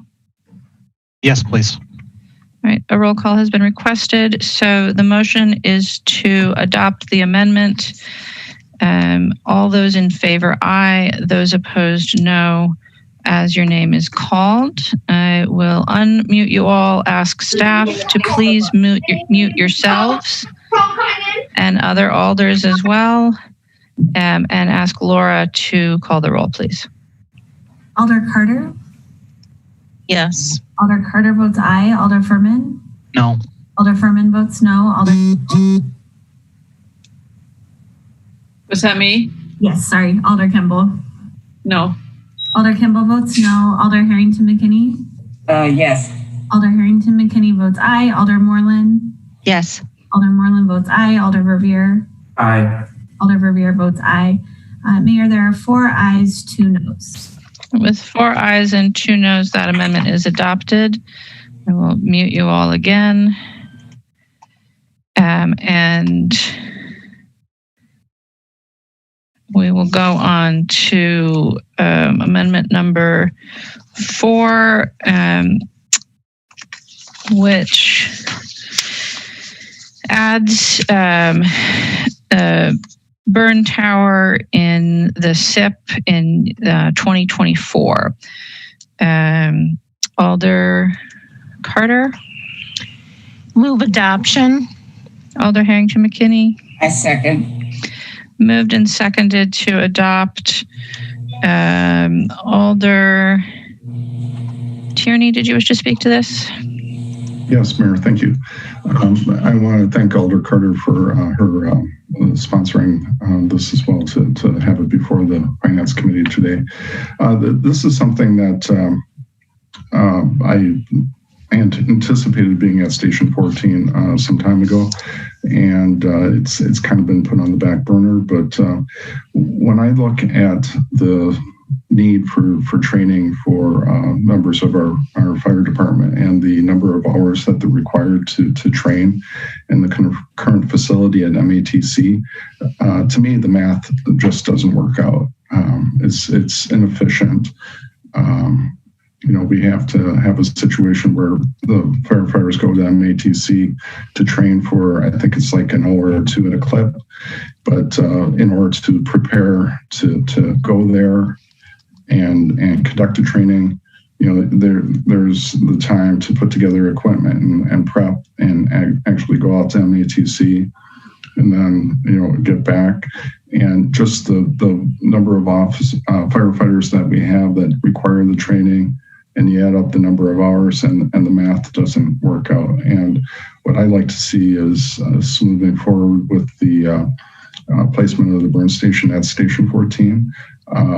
It's something that I broached a little bit when I was at Station 6 on a tour about how, perhaps if we get the station going, burn tower going at Station 14, we could be innovative and maybe determine if there are other fire departments that would be in proximity, like McFarland, Cottage Grove, maybe Stoughton, etc. If they could enter into an agreement where they would pay something for using the station, we could do something like that perhaps, and not only help the Madison Fire Department with its training needs directly, but then also help out neighboring departments that we have mutual aid agreements with to ensure that their firefighters have the same level of training as our own in the event we need to call on them. So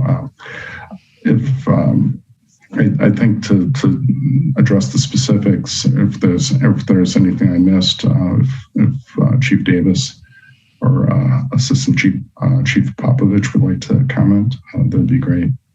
So thank you. Thank you, Alder. Either of the chiefs wish to add anything? I'm not sure there was a question per se in there, but I can tell you I went through some of the history a couple of weeks ago on how we got to where we are today with a lot of your former colleagues as alders that approved these plans in the interest, I think, of saving a lot of money and really increasing efficiencies within the MFD. All told, we are required to have about 7,000 hours for our people total. It's about 20 hours per person that they need for structural firefighting annually to maintain proficient skills. And it really comes down to training. Now we can get those hours at MATC, but we can't get them very easily. In other words, they use their burn tower about 15,000 hours a year, about twice as much as we do, with all the volunteer departments that have those requirements that have to come in and use the burn tower.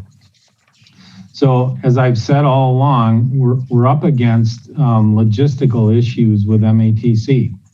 That's one argument. The second argument to that is we can burn buildings in the city, but by ordinance, we can only burn 3 abandoned buildings per year. And that's an ordinance that many of your colleagues put in. I think Alder Verveer was on the council probably when that happened, maybe Alder Rummel. But that was, there's a history behind that and why that ordinance exists.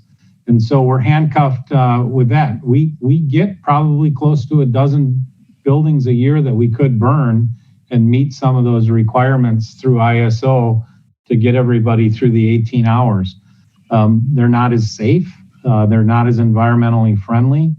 And so an important step for training in the Madison Fire Department, and that's the basis for everything we do is the training, is to have our own tower with our own availability.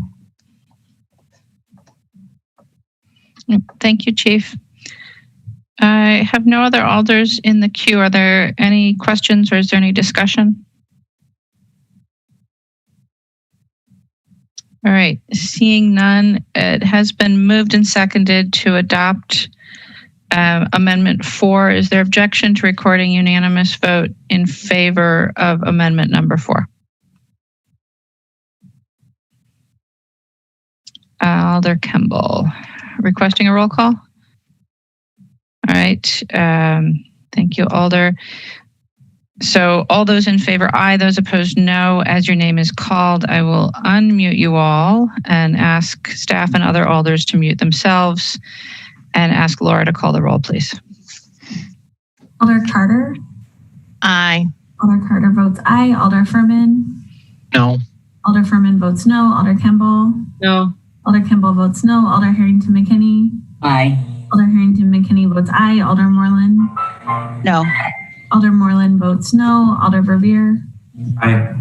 Alder Verveer votes aye. Mayor, there are 3 ayes, 3 noes.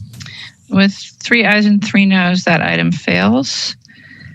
And we will move on to, oh, excuse me, I will mute you all again.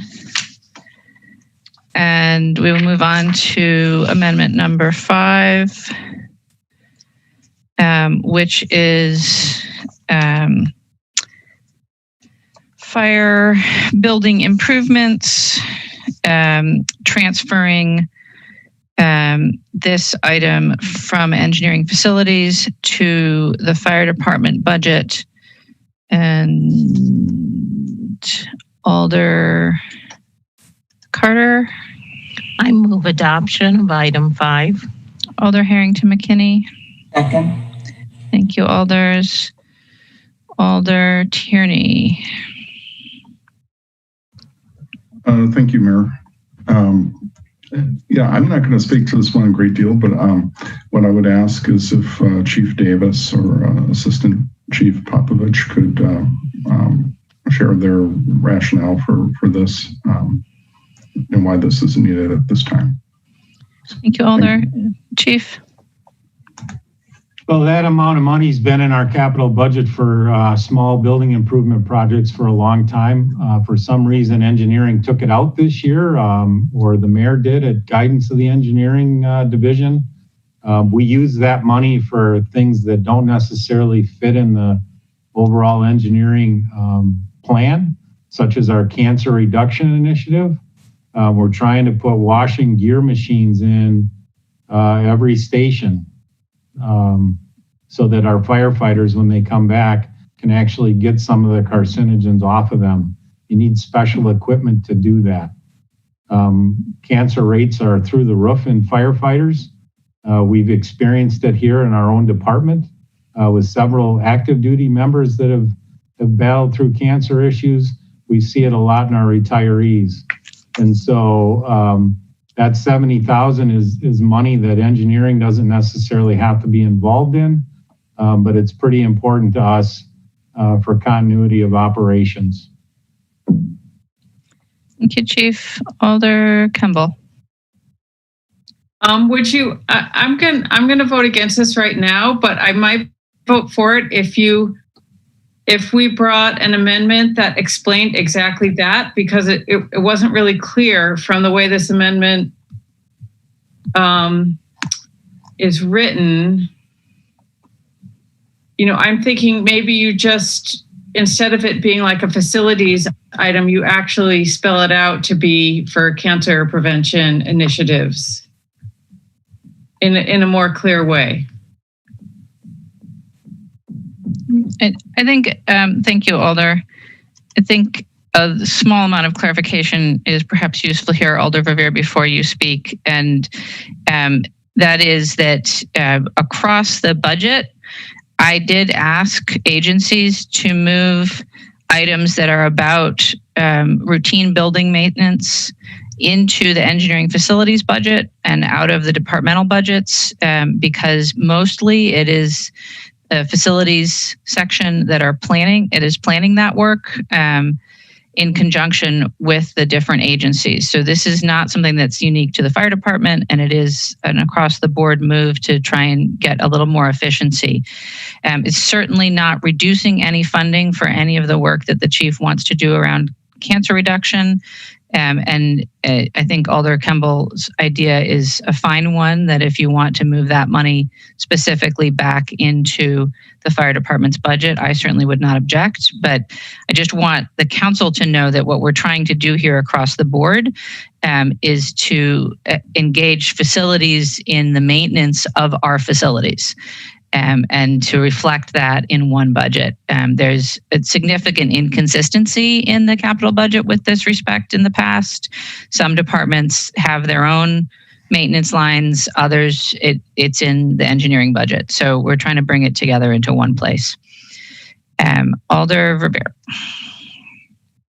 Thank you, Mayor. You answered much of what I was going to ask. When we I do have further questions of staff, and probably I'd like to ask the engineering staff, so Rob Phillips and Brian Cooper, to refresh our collective memories when this was discussed back when the capital budget hearings took place at our last couple of meetings. Could one or both of them just elaborate on the consistency here and specifically speak to what Chief Davis had said was their primary need,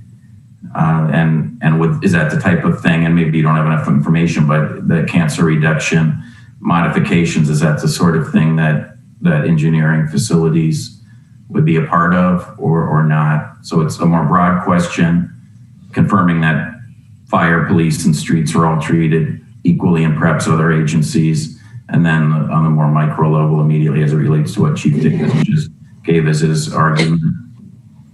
Yeah, so Brian might have more to add, but I do want to just say before I directly answer that question,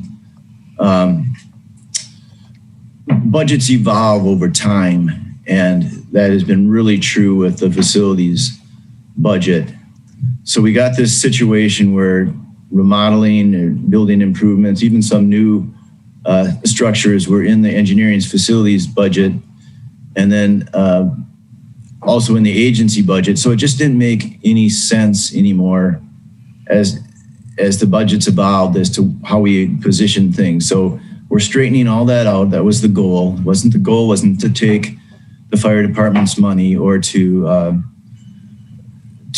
stop anything that the fire department really had intended to do. Our goal was simply to fix what had evolved over time into something that didn't really make a lot of sense. So if you alders had asked me, Rob, why is this project, this type of project in your budget, but the same type of project for another agency is in their budget, I wouldn't have a good answer for that. So that's all we're trying to do here is fix that. So I would say, I think if you could call it something different, that probably would help. If it's fire equipment, then call it fire equipment. Engineering could budget the facilities type improvements, the actual building, physical changes to buildings could be put in the engineering division budget, and equipment could be put in the fire department's budget. That might be more appropriate, but certainly wasn't our intent to take any of the chief's money. Ryan, did you wish to answer anything further on that? Just only to add that, engineering helps operate or maintain certain buildings at the city, but not all buildings at the city. So I think the projects or the improvements budgets that Rob are referring to are primarily the ones that engineering maintains, and specifically in this case, the fire department. And our requests in the engineering generally, for the most part, come from an asset database that we maintain. So almost everything in the building gets an asset code, air handling unit, a roof, carpet, etc., and that all has a useful life. And so the requests that we put in the budget are all based off of useful life durations. And so that's generally what you would find in the facilities management budget requests for the building improvement funds. And perhaps you don't know enough about the specific project that the chief was articulating to answer my other question as to whether or not you think this would fit into the type of project that your staff would work on or not. So if there's nothing further for you to say on that point, Brian, Mayor, I'd like to ask the chief again, could he describe in a little more detail this cancer reduction work that he's hoping to accomplish in the next year and explain it? Is that not fire equipment, which has $725,000 proposed in the 2021 budget for the fire department? Chief? Sure, we do occasionally use fire equipment money for that, depending on how the fire equipment shakes out for the year. We kind of scrounge it out of different pots here and there. The cancer reduction initiative, I can send you the document that we worked on over the last year and a half, so you can all see that. But at the end of the day, one of the number one things that we need to do is install washing machines in all the stations. And as an example, we think took about half of that money last year, and the very first station we did was Station 10 on Troy Drive on the north side. But by the time the plumbing got upgraded and the electrical got upgraded for the building, I think we were close to $35,000 just to put the extractor in. So some of these stations are very expensive because it requires electrical upgrades, it requires plumbing upgrades. And the number one thing in our report is to get extractors in all the stations so firefighters can get their carcinogens off the gear and be ready to go to another fire. Thank you. I'm sure we all would support full funding for this initiative. There's no question about that. Just so I understand, so like you gave the example of Station 10, was that work assisted in part by facilities at all, or was that all done internally by your own colleagues and engineering wasn't even consulted on that, extractor, washing machines, and so forth at 10?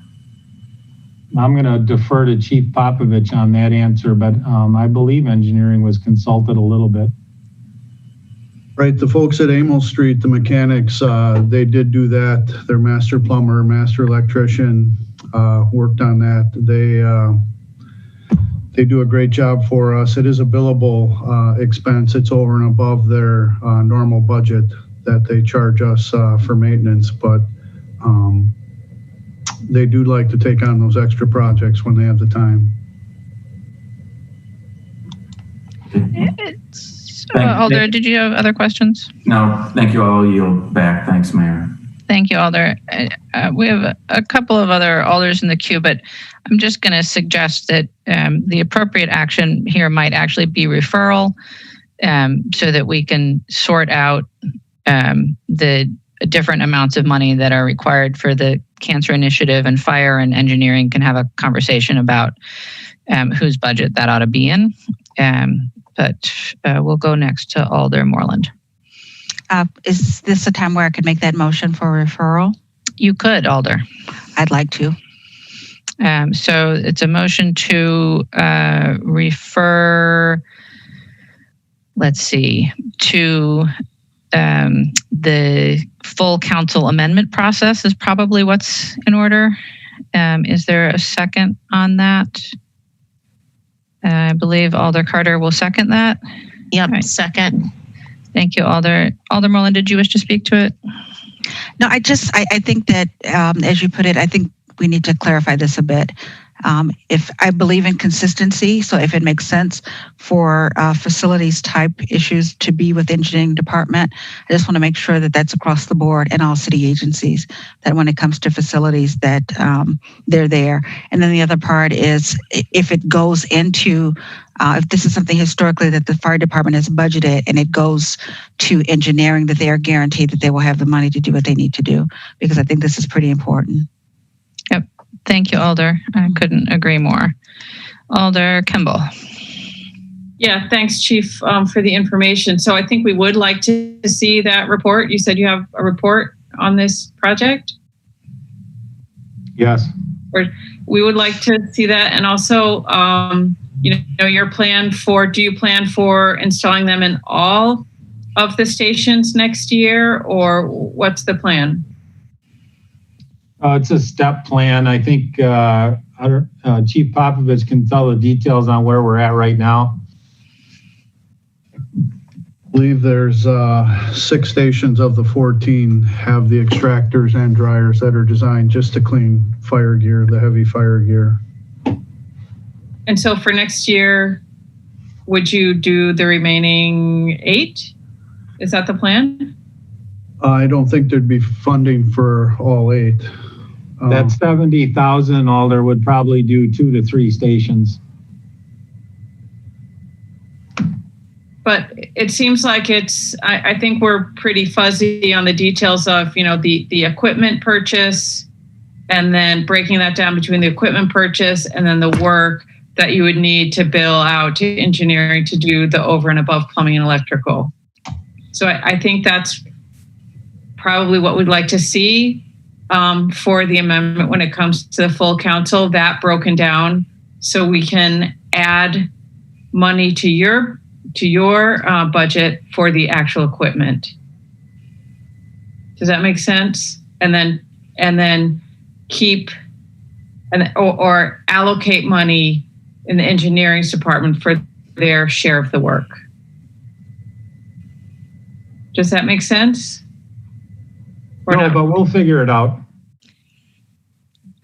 Okay, what I'm saying is we'd like to see that detail for the amendment, that kind of level of detail for the amendment. Yeah, I gotcha.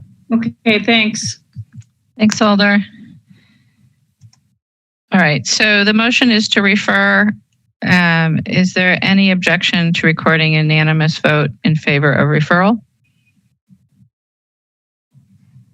All right, seeing no objection, that item is referred, and we'll ask Mr. Phillips and Chief Davis to work with finance to sort this out. And I expect you'll have a number of potential sponsors, including myself, for a future amendment. All right, so that will take us to item number 6, or amendment number 6. Which is moving the Rheindal Imagination Center from 23 and 24 to 21 and 22. And Alder Carter. Move adoption of item number 6. Alder Harrington McKinney. Second. And Alder Carter, did you wish to speak to this? I will have Alder Balde speak to it. Alder Balde, did you wish to speak? Well, thank you, Mayor, and thank you, the Finance Committee. So, obviously, when the budget came out, this was moved to 23-24. The last budget approved it for 21-22. Realistically, when I saw that, I wasn't very happy about it. The council has voted on this so many times and unanimously in many cases. The project came about as a result of studies around the city, and this side was recommended. So we've been working on this, obviously, at least for the past decade or so. And so what I decided to do when I saw the budget was to make an amendment to restore it to where it was last year, where we put it. So when that was done, I had a conversation with the library director who expressed some concerns with that. Obviously, with COVID, there's been some delays with work that needed to be done, but even resources and things like that. So I agreed with him as a form of a compromise, as opposed to moving it to 23-24, I am okay with moving it to 22-23. And so that's what the amendment is supposed to be. As to why, obviously, all of us as council members has voted for this. And so we think this is a thing that needs to happen, not only now, but at least 10 years ago or so. Most of the meeting today, we spent a good amount of time talking about affordable housing, equity, and all that kind of stuff. This part of the city is very, very diverse, but it also has a lot of needs. The closest library is Horton off of East Washington. It takes about 19 minutes by bus to get there from the only elementary school that we have at Sandburg. And about 8 to 10 minutes by car to get to the same library, 22 minutes by bike, and about 1 hour, 6 minutes if you have to walk to the library. It is the only district or the only school that is so distant from a library. So just talking about the library part of it, the Imagination Center really came about to make sure that we are able to service other needs within this community. There are no other city facilities, and the mayor and maybe some of you elders know the problems that we are dealing with. Some of the homeless population are sheltered in some of these hotels and motels. And you all saw what happened recently at Randall Park, where there was even a death.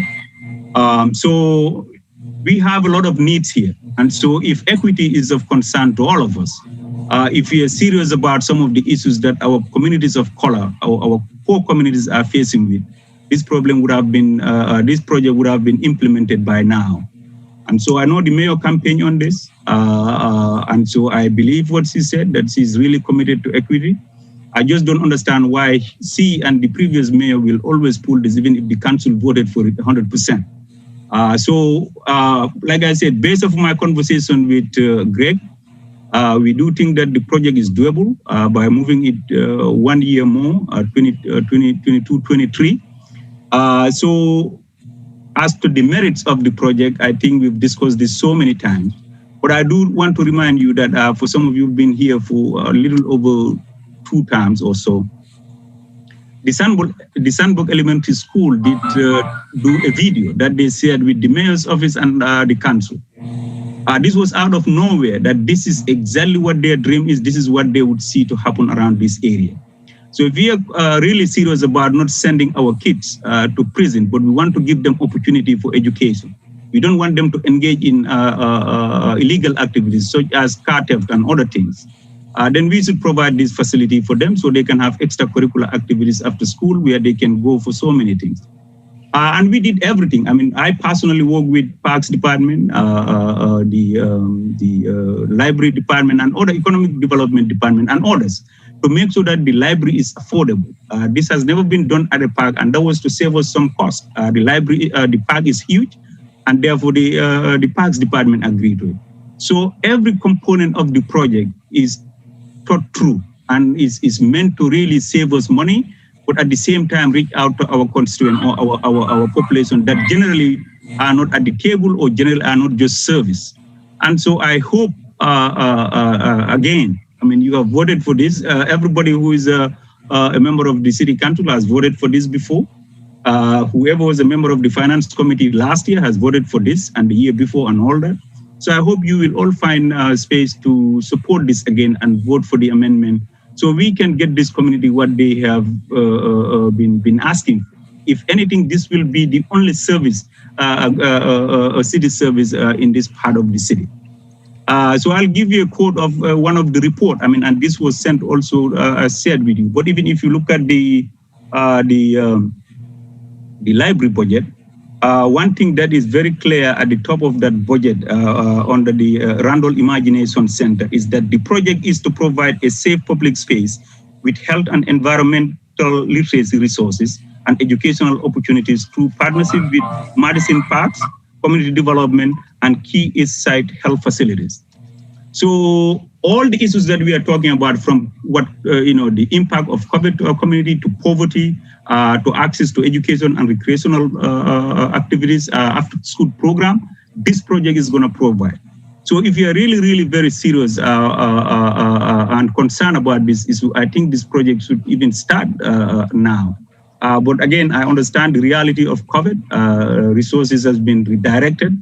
And so I do hope you will all see that moving this 1 year ahead is a good compromise. Like I said, I was definitely going to move it back to where it was last year.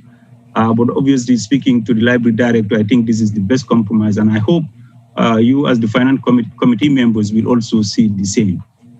Thank you. And I'm sure Greg may be able to answer questions on myself if there's anything. Thank you, Alder. I just want to clarify then, Alders Carter and Harrington McKinney, is the motion to move the funding to 22 and 23? Yes. Thank you, Alder. And is there any objection on the body to that, since that's not what the written amendment is? Mayor, I believe that was a mistake on our part.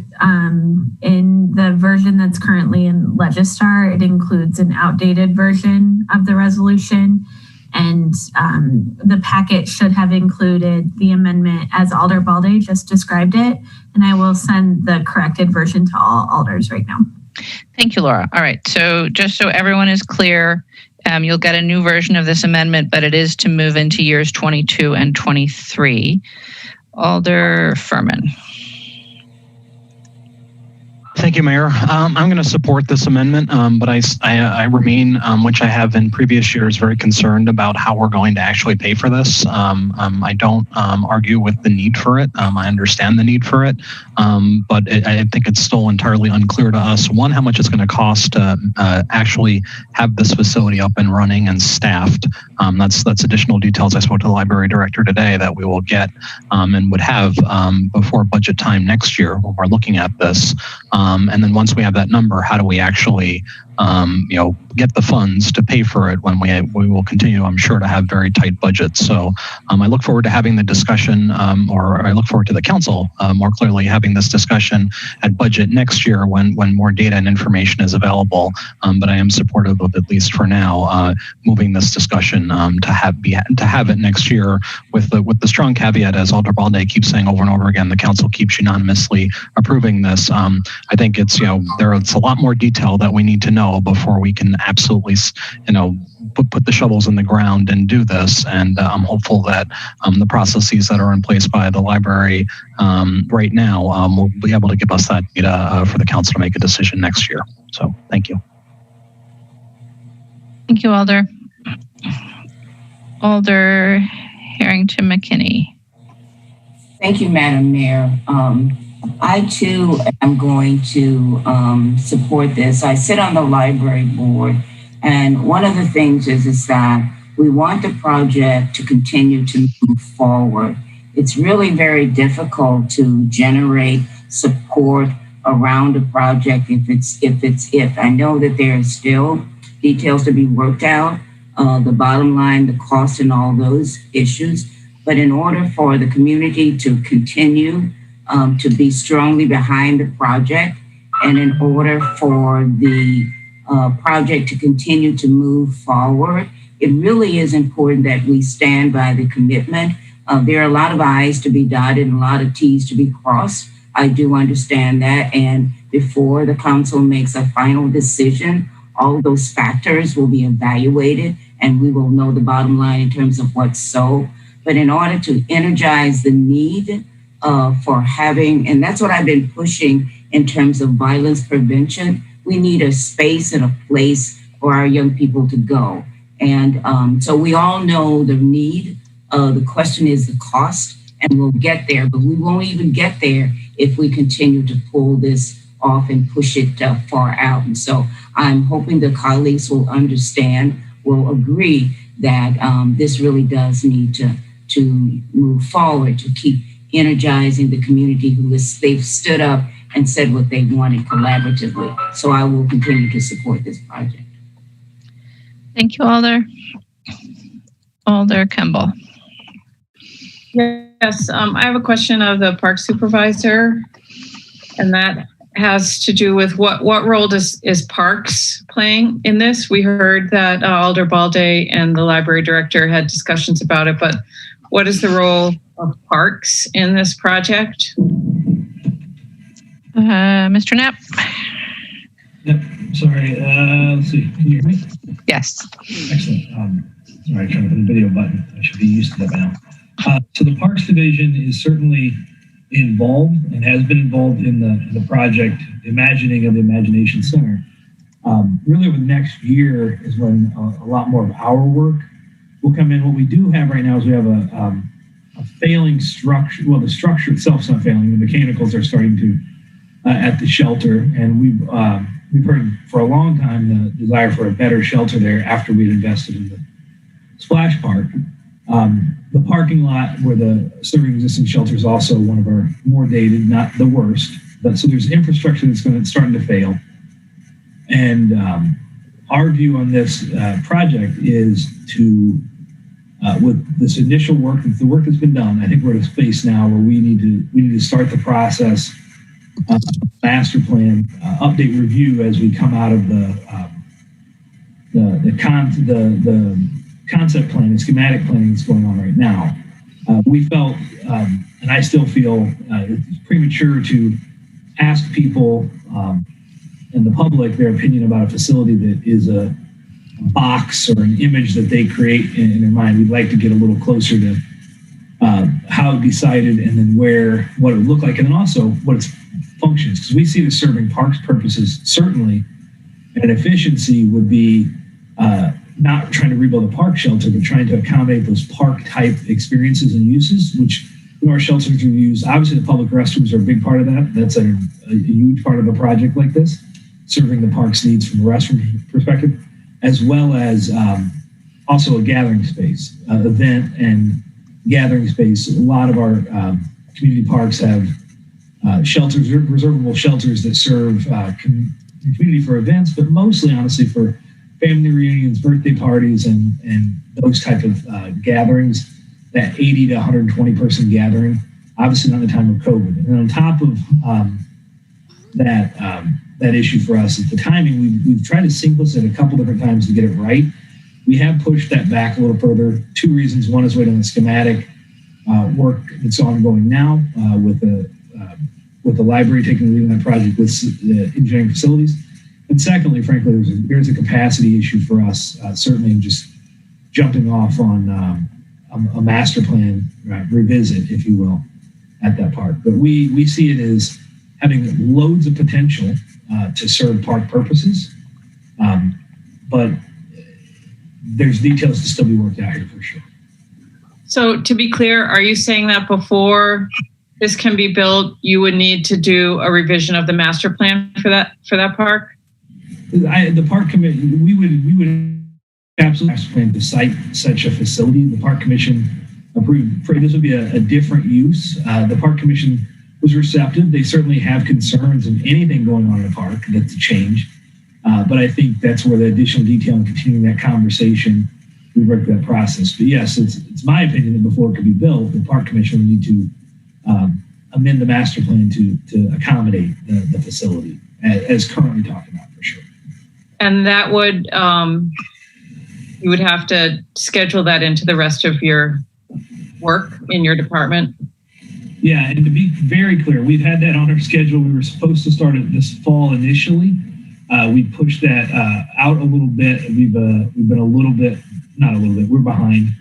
I shouldn't make any, we've been behind, but we started scheming out, like looking at it objectively. It's better, in my opinion, anyway, to wait till spring, summer, probably midsummer next year to start that process, because the work going on right now, the design work, will certainly allow for a much more coherent conversation with, does this thing belong in the park? My experience so far is this thing has been envisioned by different people to be very different things. And I think the more detail and information, much like the alders are talking about tonight, the more detailed information we have, I think the better informed the public can be and the park commission can be to weigh in on it. I think we are premature to amend the master plan with just a block of space and say that's where it goes. That's where it goes, if that makes sense. So can you see if this master plan revision, you can see that happening next year? Yes, and that's our plan. We will start it as soon as staff is available, but also as soon as it's a logical point where we have information from the current planning work going on, which is, I would ask facilities to get the right term, but kind of schematic in nature and would provide a lot more building program information to the master plan process. So in that case, if that happens and the master plan is revised to allow for this, or perhaps, the library is able to acquire private land nearby to build on it, which we got an email today talking about the Arby's is for sale.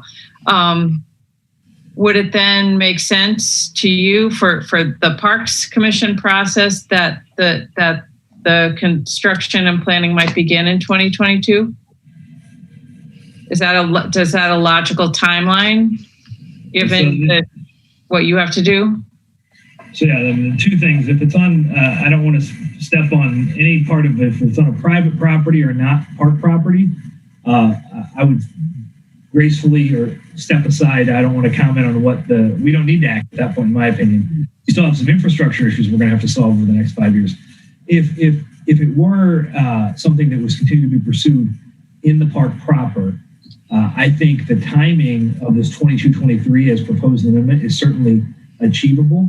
I would have had concerns on a 21-22. I think Greg probably relayed those concerns to Alder Balde, part of the concern timing, because we are definitely not in a position to allocate resources fast enough to get a master plan amendment to start really moving next year. That's what next year's for us. 22-23 is workable.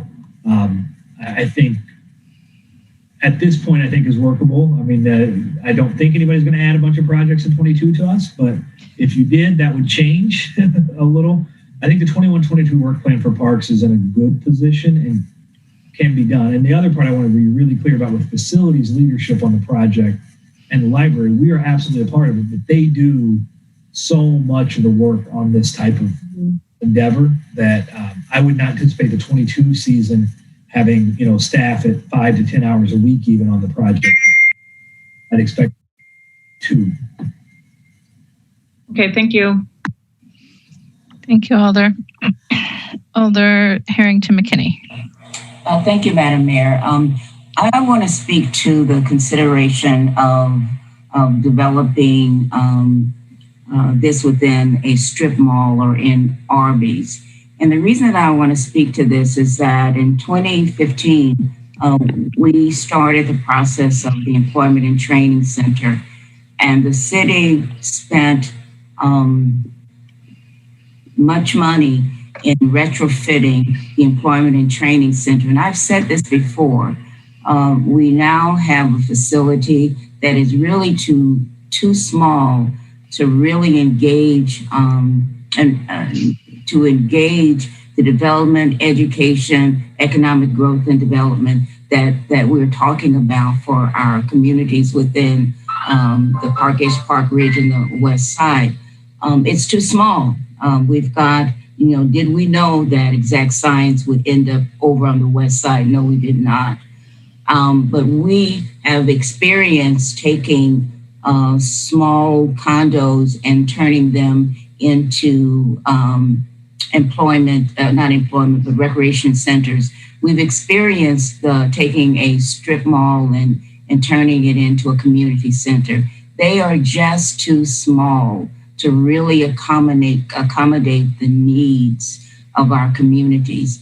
When we look at Warner Park and the push to expand Warner Park so it can include programs for our juveniles, I want to circle back to saying it is so important that we look at prevention and focus on what is prevention.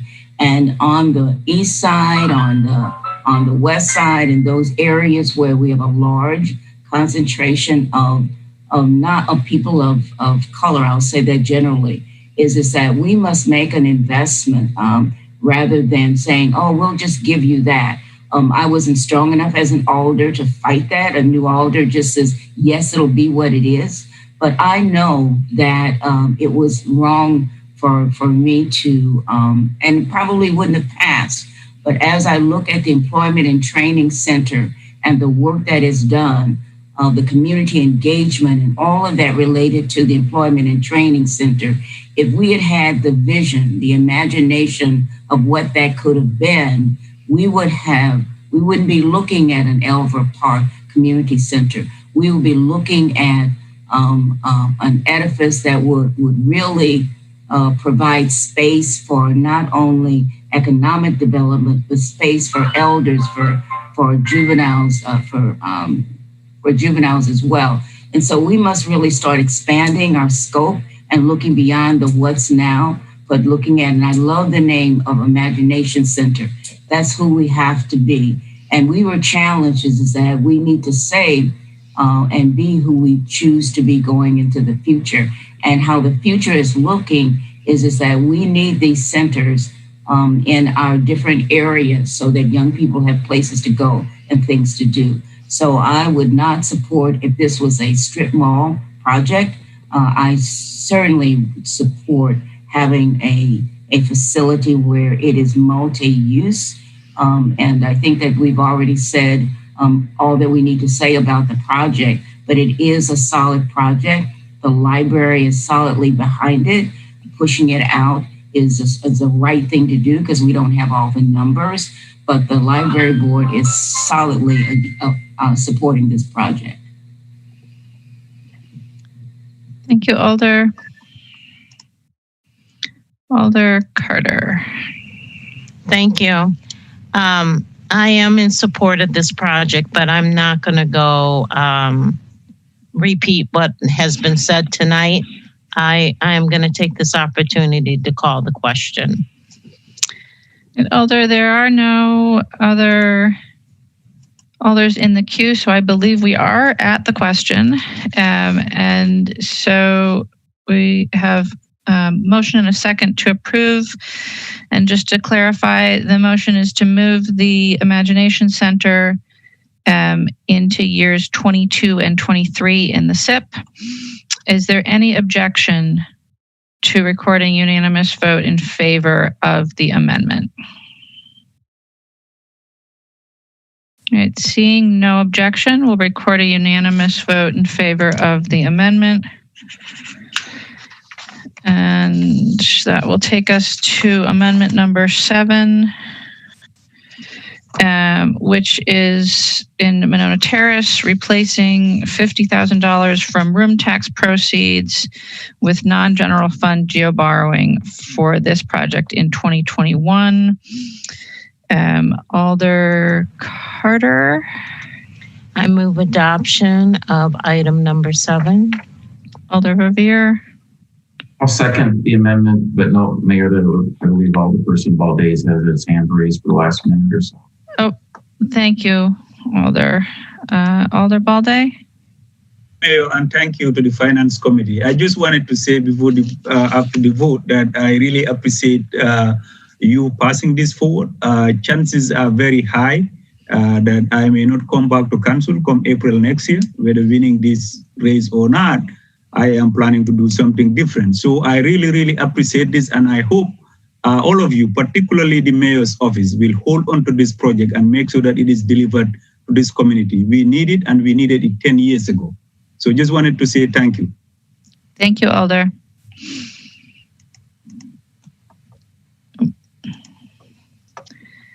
All right, so now we're on to Amendment 7. It's been moved and seconded. Alders Carter or Verveer, did either of you wish to speak to this amendment? Yes, Alder Verveer can speak and then I'll follow. Alder Verveer. Thank you both. This amendment is fairly straightforward. It more or less, well, it definitely completely codifies the actions of the Room Tax Commission as it relates to the capital budget at the Room Tax Commission's meeting a week ago tonight.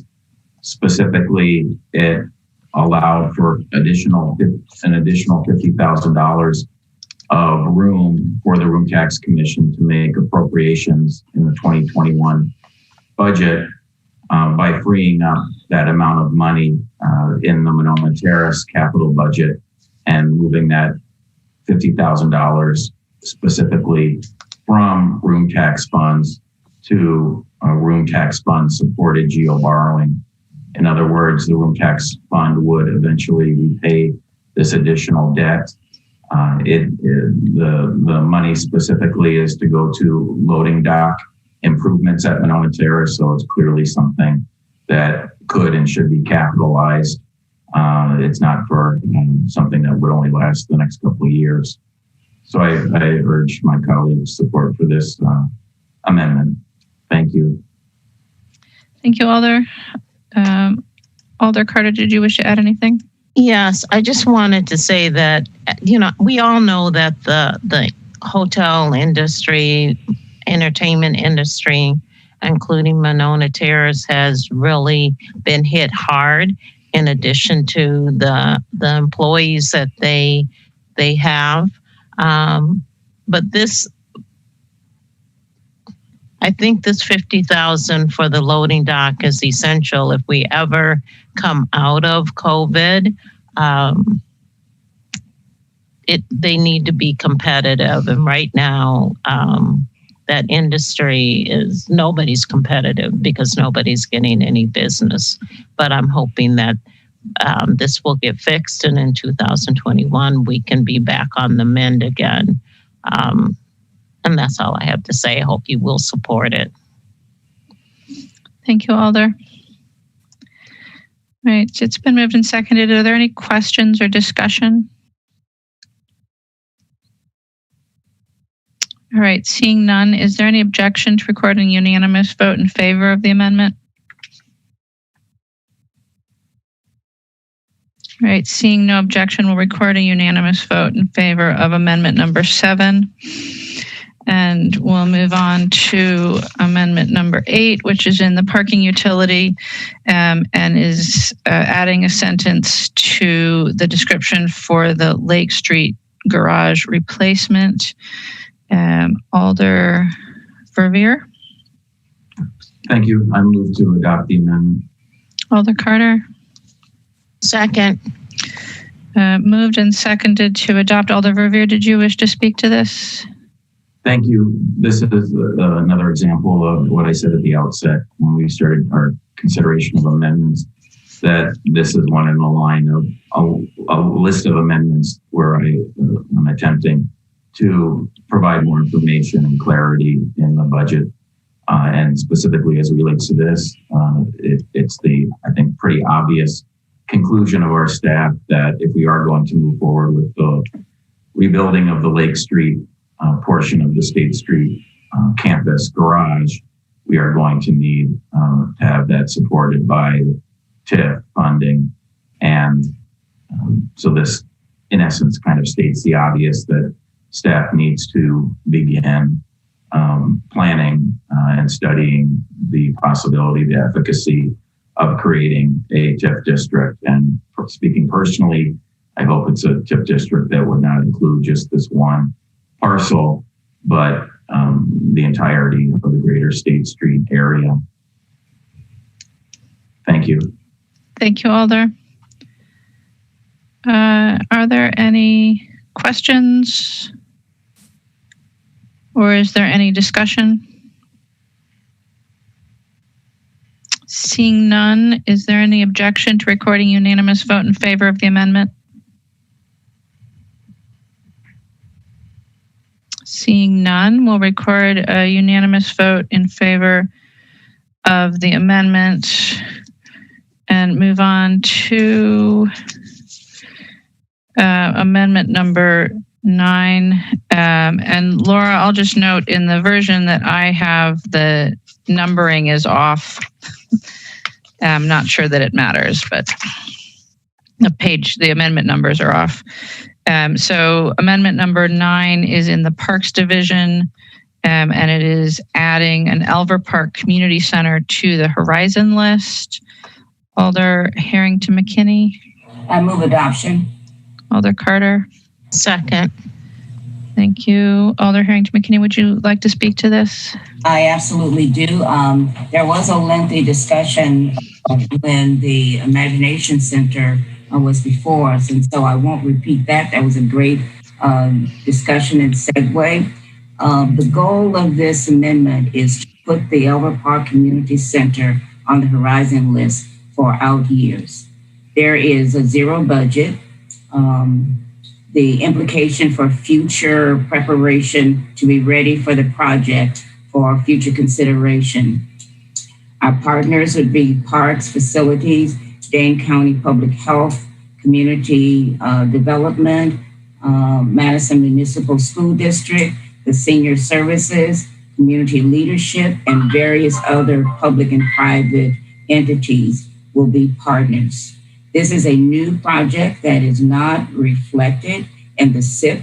Prior to being included in the SIP, the Engineering Facilities Management budget does include dollars to help Horizon list projects complete the necessary planning to be included in a future SIP. Using a public health approach to violence prevention, we do several things. Define the problem, identify risk and protective factors, develop and test prevention strategies, assume widespread adoption. One of the alders, I think it was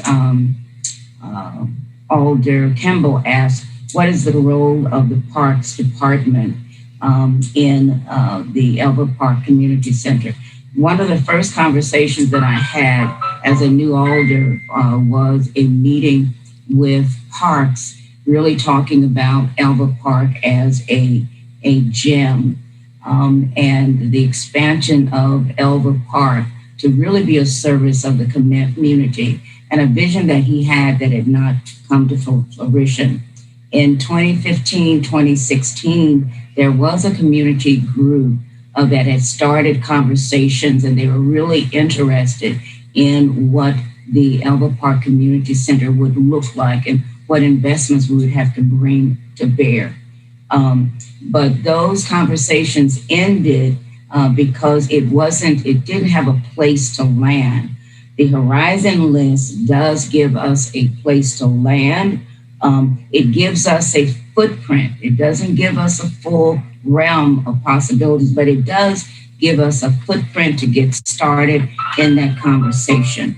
And I am hoping, and I would hope that Eric is still on board, that he can speak to this, but I'm asking the alders to consider it. It doesn't have a budgetary impact, but it does provide the opportunity to have a footprint to seriously get into consideration, because until it is in the realm of the Horizon list, it will still just be out there floating. And that's why I want to really pull it in so that we can get a footprint, so that we can really start looking at what are the possibilities of really expanding the Elver Park as the jewel, as you've heard Eric so many times describe it. And is Eric still with us? Yes, he is. Mr. Knapp, do you wish to speak to this? Certainly, I'm happy to. As Alder McKinney indicated, I won't go through the long history. When Warner Park Community Recreation Center was built in the 90s, there was a consortium effort, community effort, and consortium of city agencies involved. It was built with CDBG funds.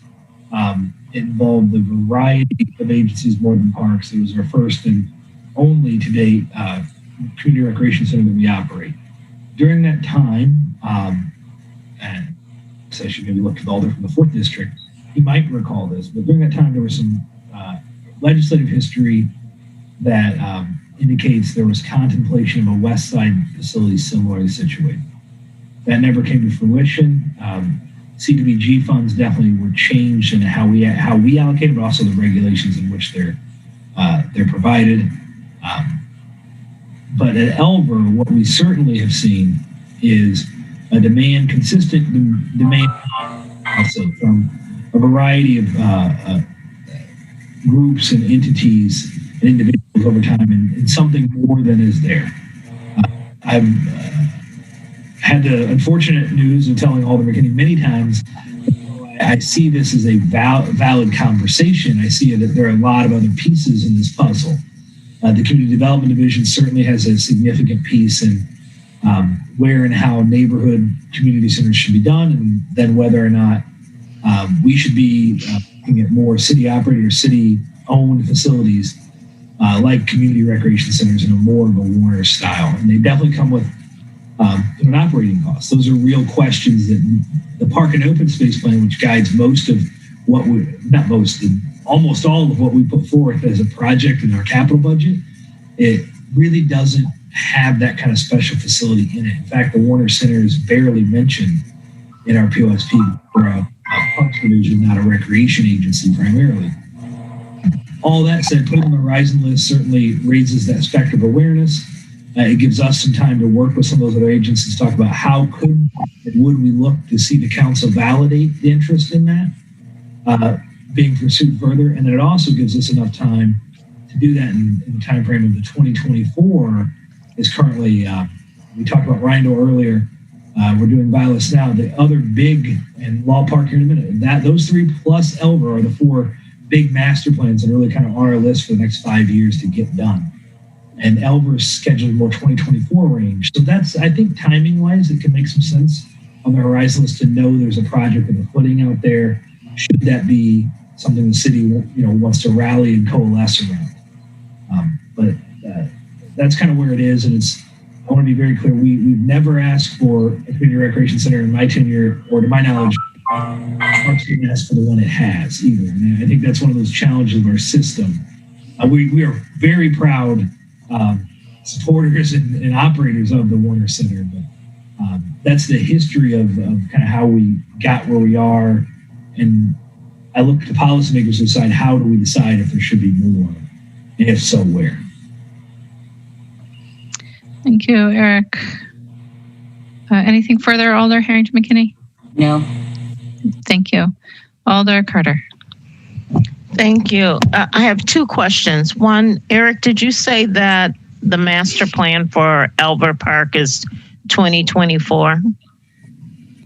On our current plan, yes, it's tied to some potential land acquisitions in that area around that time. But yes, that would be the target time frame to update the master plan.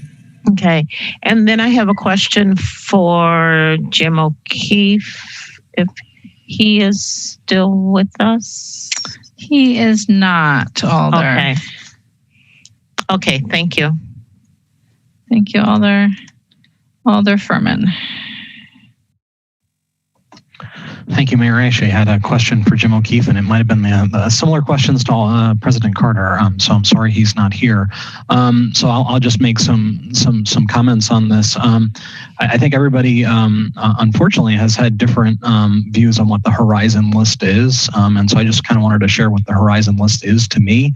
I think things that go on the Horizon list, as the way I take it, are projects that we've agreed that we see a future for, but we just don't know how much it costs, and we find it not necessarily good budgeting to throw in random numbers and in our CIP. to give kind of a false look at what that cost would be. I don't know how we normally do community centers and how we make decisions on where they are and do we need them and how they're going to be funded, etc. But to me, this just doesn't seem like a project that's baked enough to go on the roadmap. I encourage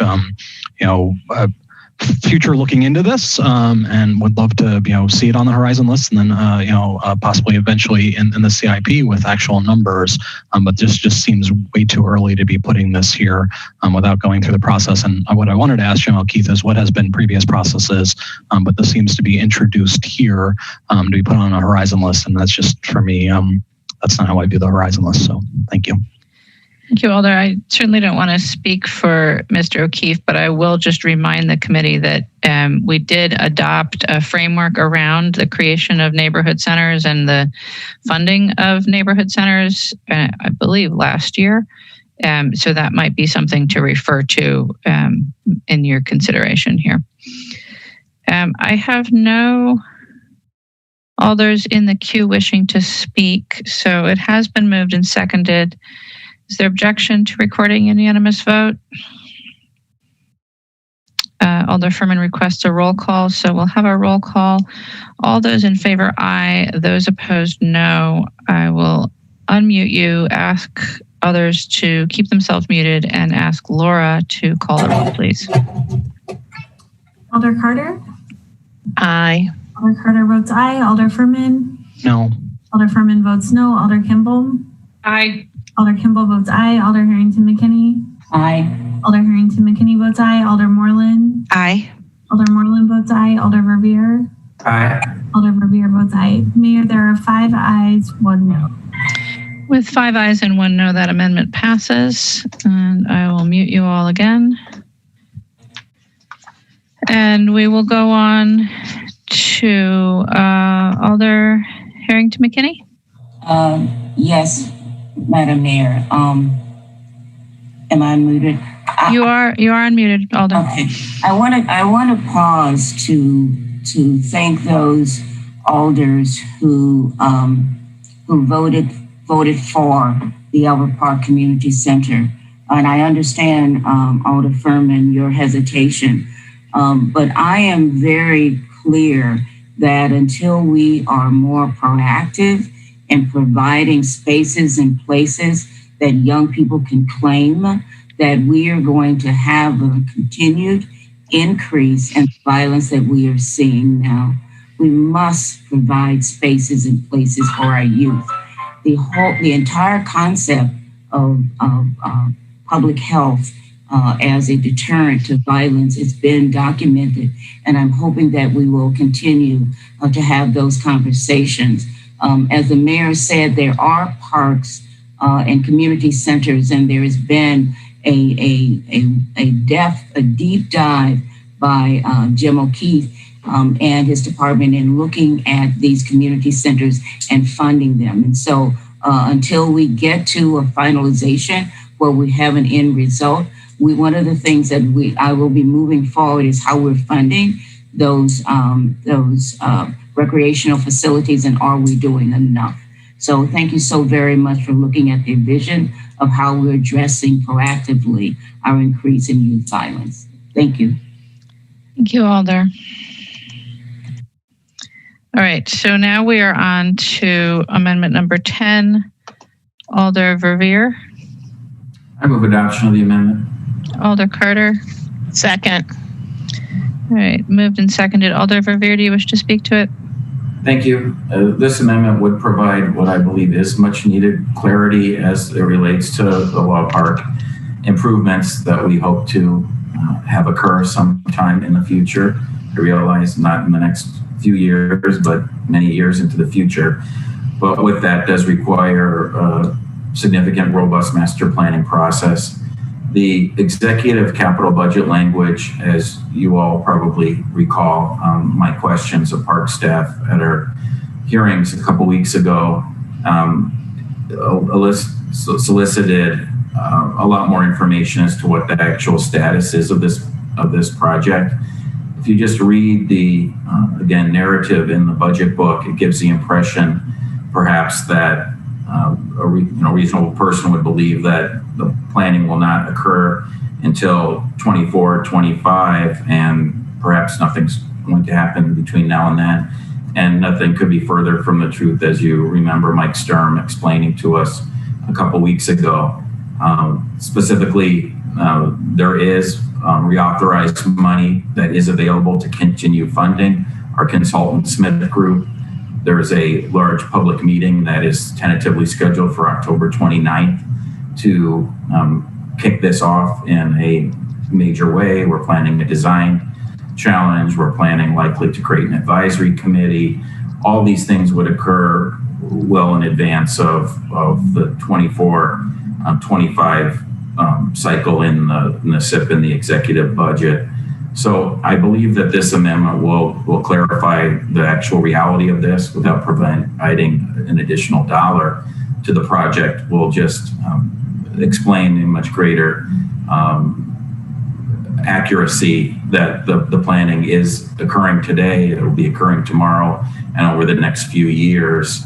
And so I would certainly ask my colleagues to join me in adopting this amendment to provide this clarity. Thank you. Thank you, Alder. Are there any questions or is there any discussion? Alder Moreland. So I just wanted to ask Alder Verveer a question. So you say that the planning has been going on and will be going on into the foreseeable future, I guess. When are we looking? Because I don't see any type of dollar amounts through 2026 on here. So when is this? When do you anticipate that this will happen or begin? Alder, that might be a question for Mr. Knapp. Okay. If I could, Mayor, too quickly, and thank very much Alderperson Rowland for her question. As is stated further down in the discussion section of this proposed amendment, this project currently has approximately $360,000 in remaining budget authority from prior year capital budgets. So that money is available and is being spent as we speak, I believe, by the consultants that we've contracted with. But as the mayor said, it probably would be helpful to have staff also address this. And the superintendent is obviously still with us, as well as Mike Sturm, who's the project manager and landscape architect for the project. Yeah, and if you can unmute Mike Sturm, he can walk through kind of where we're at today, where we're going in 23-24, and how it ties in engineering's work. Oh, Mike, you should be unmuted. Great. Thank you very much. Thank you for your question. So yes, I'm Mike Sturm. I'm the project manager for the Wall Park master plan process. So as Alder Verveer mentioned, we are working. So essentially we're working with Smith Group. They're our consultant team. They're preparing what's called a preliminary report. So this is an initial public engagement to really kind of envision the future improvements for both Law Park and the John Nolan Drive Causeway, and also the northern portion of Olin Park. So we're in the process of community engagement. We're also, Smith Group is conducting a thorough site analysis. And this is all going to be compiled into a report that is ultimately going to be sort of the basis of understanding for a master plan design challenge, which we anticipate occurring in 2021. This is a rather unique approach to master planning for the City and Fort Parks Division, but we recognize that the design challenge method has been successful for other municipalities in generating interest in local, regional, national talent for design. And then from that process, from the Master Plan Design Challenge, we'll have, as Alder Verveer touched on, an advisory committee that will make a final recommendation to the Board of Park Commissioners as far as master plan adoption. Master plans are really schematic drawings at the best level. So the additional the funding, the roughly $360K that's remaining, in addition to all this other work that's happening, that will help us sort of take those schematic plans in the interim years between now and 24 and 25 to really start to make this a reality. I think most alders might be aware that engineering anticipates reconstructing the John Nolan Drive Causeway They have, I believe, roughly 11.1 million in 2026 to do that. This is a project that is running concurrently in parallel. We are coordinating with engineering staff. We are trying to make sure that we're timing our benchmarks so that we're able to inform the design of the John Nolan Drive itself. So I guess in a nutshell, as Alder Revere mentioned, we are working. We do have funding in place now, and that's going to be spread over the next couple of years. And that ties into the funding requests in 2024, 2025, and then ultimately 2026. Okay. Is there a report, or I'm assuming it is, a list of what the priorities of the park department is? And I'm just going to throw this out here. It just seems like a lot of money is going toward the downtown area. And I don't want to lose sight that there are other outlying areas that we really need to be focusing on as well.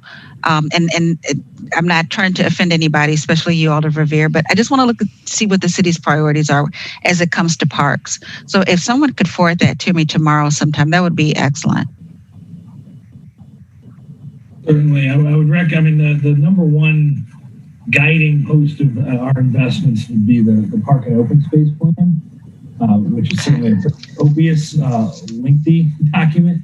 But there are 10 strategies that I think every investment that we're making is tied to that. And I certainly appreciate, I think all 20 alders at some point or another feel that their parks are getting a little less. And I certainly recognize we don't have enough to do everything that's a good project. I have to tell staff all the time, a lot of good projects get delayed, right? That's unfortunate but true. I would say that on balance, over the last decade, I feel if we look at it, definitely from a general obligation debt perspective, it's pretty balanced across the city. If I won't say by district for sure. One of the challenges, and we tried to address that in the last needs assessment, impact fee needs assessment. One thing that I have to acknowledge is that the old impact fees had 11 districts, which created geographically small areas. And some of those were healthy districts from a financial, those are tied to new units of development. Some of those were healthy and some of those were less healthy, for sure. We have 4 at this point. So we have spread that ability to reinvest around a bit, but I think it's a good question. And I'll send you the POSP link, Alder Moreland. I also try to give you some philosophical whims for me at 10 p.m. So I don't know what that'll look like, but we'll get you some stuff. Thank you. Thank you, Alder. I have no other alders wishing to speak, so it has been moved and seconded. Are there any further questions or discussion? Seeing none, is there any objection to recording a unanimous vote in favor of amendment number 10? Seeing none, we will record a unanimous vote in favor of amendment number 10 and go on to amendment number 11, which is in the police department, adding $83,000 in geo borrowing in 2021 for a body-worn camera pilot. Alder Harrington McKinney, a motion? Move for adoption. Alder Carter? Second. Moved and seconded to adopt. Alder Harrington McKinney, did you wish to speak to this? Absolutely, Madam Mayor. And I'm going to ask my colleagues to be patient with me because it really is important for me to step through why I'm submitting this now. The question comes up is that why not wait until after the completion of the body-worn camera feasibility review committee? And the reason is that I wanted to be proactive. I wanted the considerations that I'm going to be moving forward to be a part of the conversation. If I wait until the recommendations come, it's an uphill climb, and it's one that it's a no-win. And so being proactive gives me the opportunity to say to the body-worn camera feasibility review committee, and I see that they have added it to their meeting that's coming up this week. Unfortunately, I won't be able to be on that at that meeting, but I have been tracking their work. And this is in no way is to interrupt the work of this committee. I want to put this out there right up front. And so these are the things that I am really considering and why I moved forward with this. And I had the Finance Committee to send out 3 memos that looked at what was the city's financial, the impact of 3 police-involved shootings so that you can have the context around which I'm building this. The first thing that I'm going to talk about is George Floyd. And so again, I'm asking you to indulge me because this is really important. With the George Floyd killing, there were 4 officers involved. 1, 19 years experience, and he was a trainer. 2 rookie officers, and 1 who had about 7 years on the police force. The police had body-worn cameras, and the footage from that camera is what was accessed. And when I looked at that footage, I was able to see, hear, and read the conversations that went along with when the officers were there, and that traumatic end result for George Floyd. Some of those statements were this, and they were recorded. And even though they were recorded, the police delayed releasing that, but we had the recordings. And I want to share a few of those with you. One officer said, "Should we get his legs up? Or is this good?" Chauvin said, "Leave him." Another officer said, should we roll him over on his side?" Chauvin said, "No." Another officer said, "Oh, I just worry about the excited delirium or whatever." An excited delirium, it means is that he was concerned that the stress that that Foreman was experiencing would cause irreparable harm. And the definition for that is, and that's what it's called. I don't have that definition before me, but that was the concern. We never would have had that language, that exchange, had it not been for body-worn cameras. It was clear that the accident chain had started to roll. At any point, the 4 officers that were involved had the opportunity to go into a different direction, but they did not. But we're able to see that because there were body-worn cameras. We were able to hear the language because the footage was there. And I wanted to bring that up is because as the committee is looking at the decision about whether to have police officers wear body-worn cameras or not, they're asking for accountability. They're asking for transparency. They're asking for a lot. But in order to have that, and I do understand that there is a concern about how that will impact certain communities. But in that consideration, one of the things that I really want this ad hoc committee to consider is the cost to the city if we don't have the cameras. It's a pilot. I'm going to call it a pilot because in other times that this came before the body, it was a discussion about a pilot turns into something that is permanent. A pilot is a pilot. We are asking, how does it work? and the ad hoc committee can start looking at the structures of how it can work, what should be there, what should not be there. And I wanted to have these two run in parallel consideration so that the start of the pilot can coincide with the recommendations. And this is the only way that I could consider having that discussion. The other thing that I would like to bring before the body is that the cost.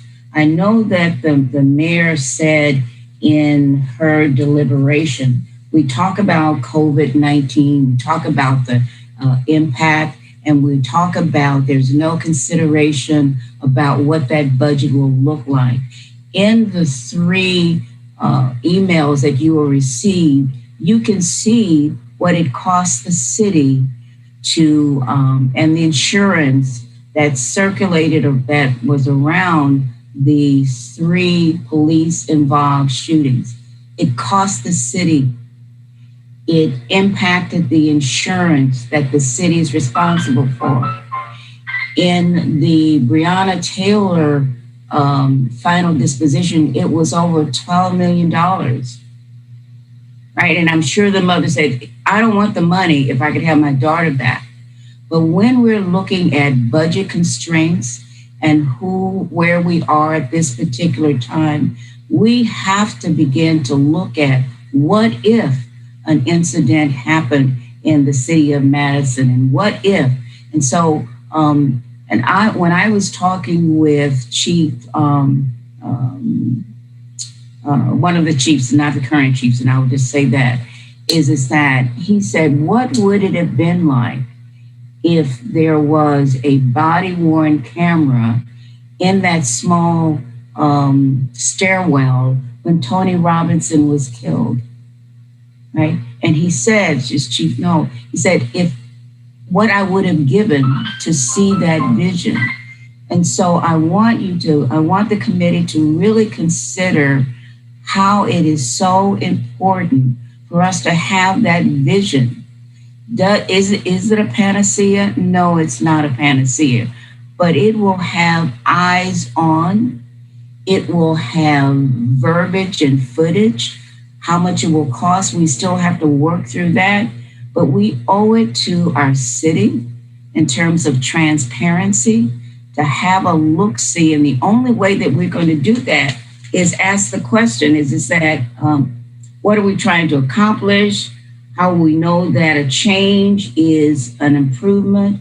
What change can be made as a result of the improvement? We don't have those answers. And as we go forward, I'm going to end with a couple of things that were just so important for you to hear.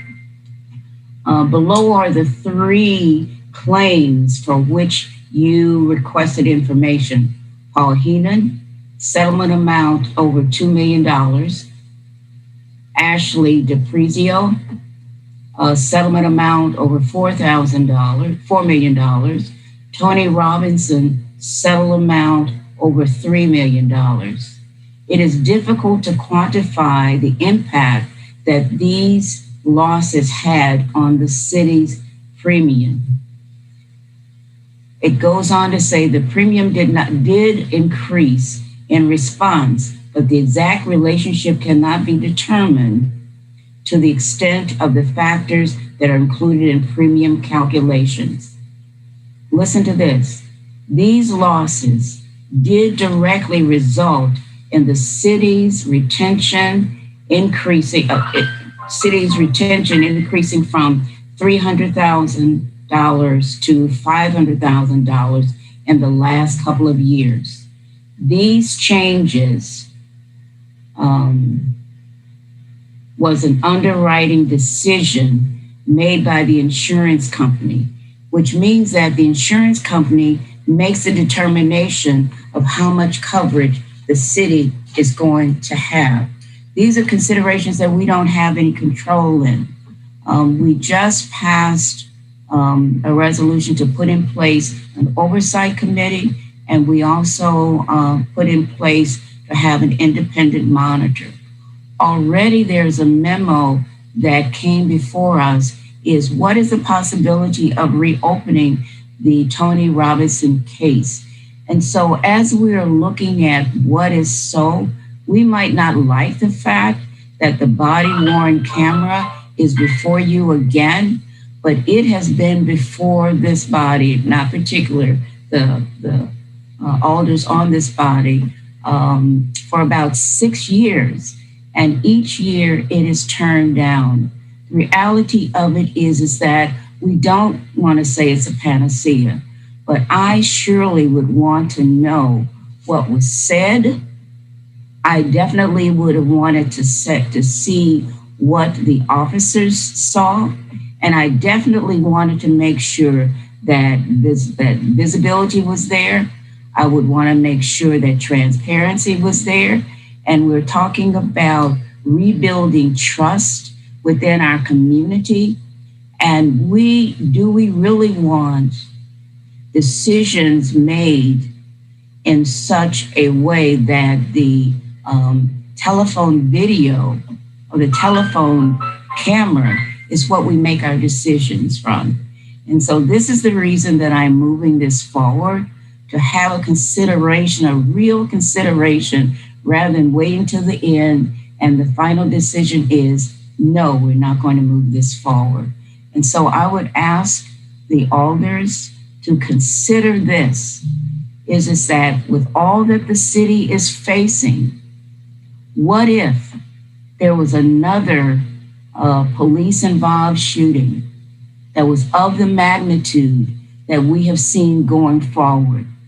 How would that impact what we're trying to do and achieve as a city? That's a reality. I think that we need to do both. And we cannot just say, no, we're not going to have the pilot. But in order to really determine what works, what does not work, what's going to be in play and what's not going to be in play, alders, we have to move forward and at least do a pilot so that you'll know what's so. And so that's my reasoning for putting this forward. Thank you, Alder. Alder Furman. Thank you, Mayor. I'll be brief. I just wanted to point out how much I appreciate that we currently do have a committee that is looking into this, the Body-Worn Camera Feasibility Review Committee, and I look forward to their recommendations, and I look forward to us making a decision based on their recommendations. I'm sure the information that was just provided they are aware of, but otherwise they certainly are aware of that now. We have the ability, obviously, to amend our capital budget after whatever recommendations come through with that committee, but I look forward to their continued work, and I look forward to the recommendations, and I will not be supporting this evening. Thank you. Thank you, Alder. Alder Carter. Yes, is Sarah online with us? I don't believe she is. And it's Chief Wall. We have Chief Wall and Chief Patterson are both here. Okay, either one. My question is, if this pilot goes through, do we have any? What is our IT capacity for storage and all the things that we would need to keep the video? Well, I think the big issue is server space for the memory, and then staff time for processing the requests. I think we feel, and Chief Patterson can correct me if I'm wrong here, I think in terms of the pilot, we would be in good shape in terms of server space. If we went to an expanded full agency deployment, I think we would take another look at that. But that's my understanding of it, and I'm not sure if Chief Patterson has additional info on that. Okay, and can I just ask where the 83,000 came from? Was that from a previous pilot amount, or did that come from the pilot that I believe was suggested at the North District So a few years ago. It's based on the model of the previous pilot, but with updated costs. So it's the same structure, but just with updated costs for equipment and licenses and all that. Okay, so the 83,000 is accurate for that? Yes, we believe so. Okay, thank you. Chief Patterson, did you want to add anything on the Alder's first question? No, that's correct. If you look in the narrative, the costs have actually gone down a little bit. The camera costs have dropped somewhat over the last time that this was discussed. Thank you. Thank you, Alder. Alder Moreland. Thank you, Mayor. For Officer Patterson, you mentioned a previous pilot. Has this been done before? No, we've been in the SIP before with this pilot for the North District, but we have not actually implemented it. Okay, so right now the department has no body cameras. We do have some, and the chief can chime in too, but currently we do have some that are in use by only our SWAT team at the time. So it's only in use by the SWAT team? Correct. And how many, do we know how many? 22. 22? 20, and we also are planning on deploying them to our motorcycle officers because the motorcycles don't have in-car video. So we purchased a couple with grant funds for them, but we haven't been able to deploy them just yet. Okay. So if the recommendation of the committee came back saying that they recommend that the council approve the use of body-worn cameras, how many are we talking about that would need to be supplied to be fully, for everyone to have their own body cam? I guess it would be per shift. You would only have it on your shift. So how many would you need to be able to equip the officers that are in service at the time? I think the pilot is set up for about 46, 48. I think 48. 48. Mm-hmm. Yeah, department-wide deployment, Alder, I think, is around 290. So would that be providing it to everybody, or... Because I would think if people are not on duty, they wouldn't necessarily have them. I think it's set up so it would be primarily for uniformed operational people, and clearly so that wouldn't be purchasing one per employee because the number would be much higher than. Okay, and I guess I'm just throwing this out, and I'm not certain who might answer this, but if for some reason the committee comes back and recommends that we not move forward, which I would be totally surprised, what would be the implication of the 48 cameras that we buy if we approve the pilot? Well, I think as a matter of practice, I think the committee is due to deliver their findings in January.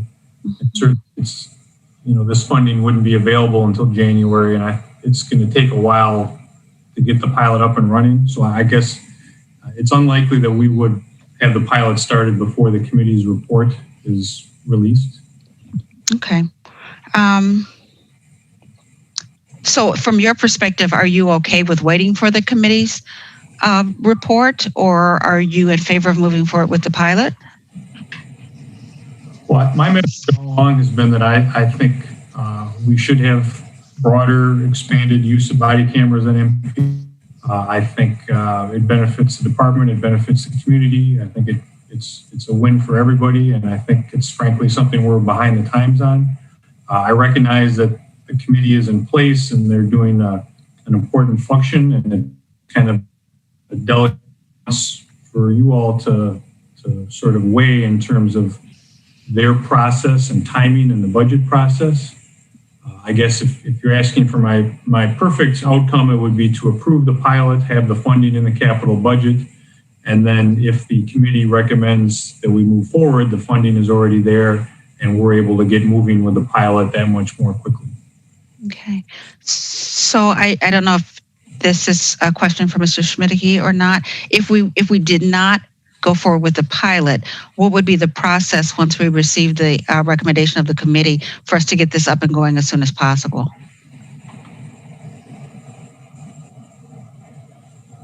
Alder Moreland, is your question, if there's nothing in the budget for this, but the committee were to recommend proceeding? Yeah, much like the Office of the Independent Monitor and the Civilian Oversight Board. So if the budget is adopted and then the committee makes its recommendation, then the council, if it decides to proceed and needs that funding to proceed, would have to amend the 2021 budget probably early in 2021. Okay, so from a timing standpoint, if we approve the pilot now and it goes into this budget, what would be the lag time if in January the committee comes back and says, yes, we think that we should do this, the council goes through the amendment process? I guess we're losing the 4 months, 3 or 4 months if we don't put this in the budget, in the capital budget now? Well, remember that the budget's not effective until January 1st of 2021. Okay.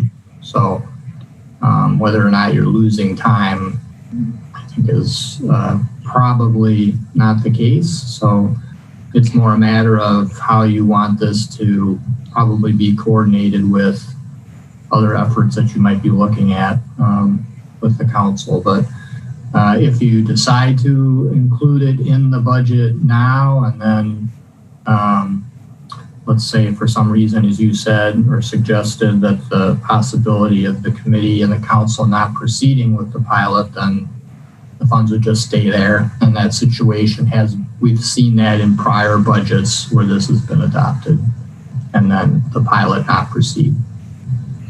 Okay. Alternatively, if you decide not to include it now, then you can address that if there's no decision by the committee before the council takes up and adopts the budget in November, then you can come back and amend the 2021 budget if you need that to have that funding to implement the recommendations of the committee.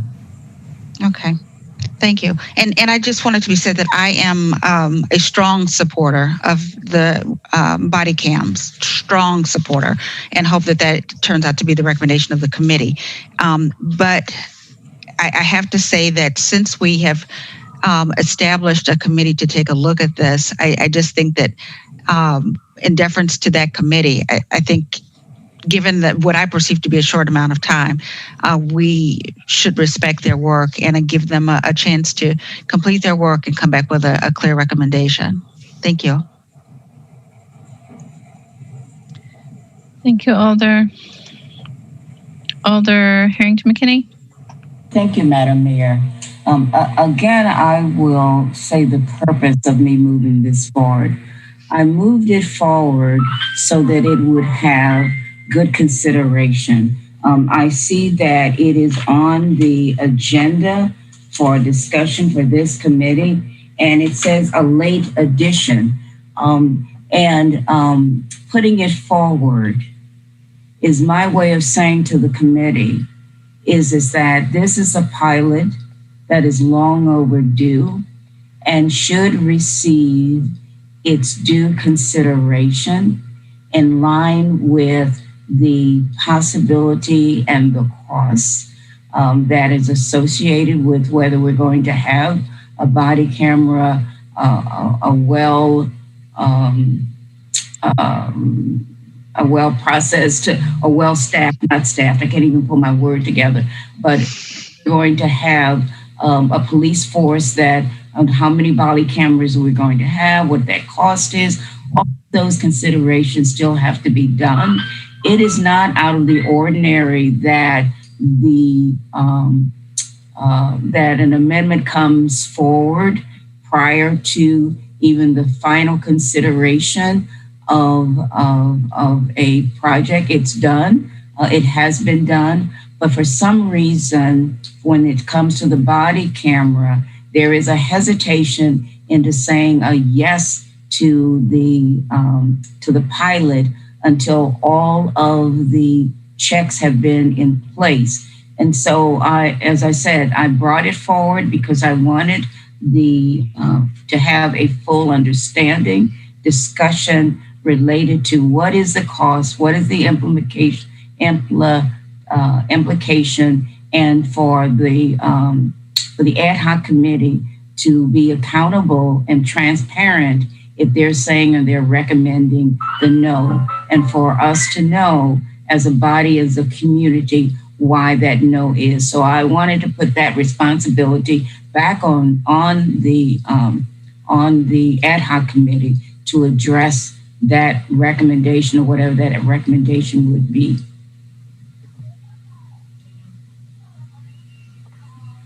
Thank you, Alder. Alder Carter. Thank you. I just wanted to say that when I first came on board in 2015, and I believe it was in 2016, we had a committee that looked at body cameras, and you can look in Legistar for the results, but their recommendation was they didn't feel that body cameras would change much. They looked at a more of an emphasis on community policing. So therefore, we did not have a pilot. And 6 years later, in between, of course, I'm trying to wrap it up, but 6 years later, we're still talking about body cameras. 6 years later, I must think it's 16, but it's 6 years later, we're still saying, let's wait for this other recommendation. I think it's really time to have body cameras. I think that if we pass this, we'll be ready for the recommendation. It won't be the first time and it won't be the last time that we pass something for to have a pilot and the recommendation comes back, nobody wants it. There are people in this city that believe in body cameras, and there's people in this city that don't believe in body cameras and that are adamantly against body cameras. I get it, but we can no longer depend on your smartphone to videotape something that we see on the nightly news and then we investigate it. That's the situation we're in today. Thank you. Thank you, Alder. Alder Verveer. Thank you, Mayor. I move an amendment to the amendment. I would move to amend the language as follows by adding a final sentence that would read, implementation of a pilot program is contingent upon Common Council adoption of a resolution to proceed. And I'll repeat the language a second time. Implementation of a pilot program is contingent upon Common Council adoption of a resolution to proceed. And if there's a second, I'd like to explain my intent here. Is there a second to Alder Verveer's amendment? Alder Carter will second. Thank you. Go ahead, Alder Verveer. Thank you. So as has already been discussed, this issue has been before us time and time again, including at this time, each of the last several years of our capital budget deliberations. The Finance Committee has pretty consistently included a pilot for body-worn cameras by our police department personnel in the capital budget, only to be removed by the full council on the council floor come November.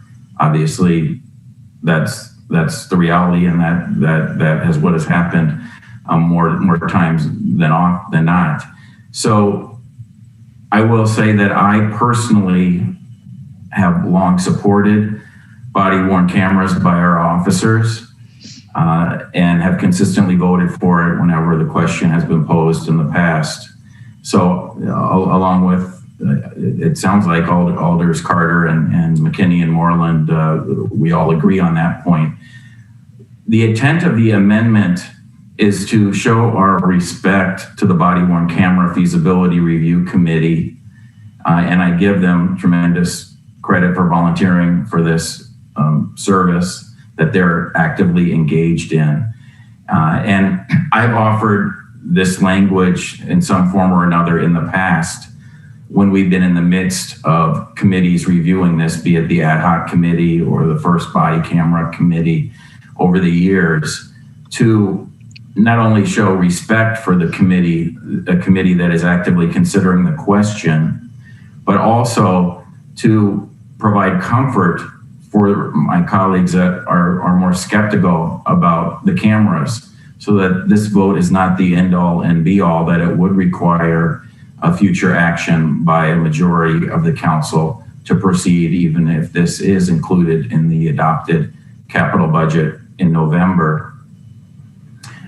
Perhaps the committee and their report will convince me otherwise. As I say, I believe in the cameras, and there's no doubt that so many in our community have been baffled, especially this summer, once again, as to why our officers do not have them when most agencies do, including agencies that are right here in the city, like the University of Wisconsin Police Department.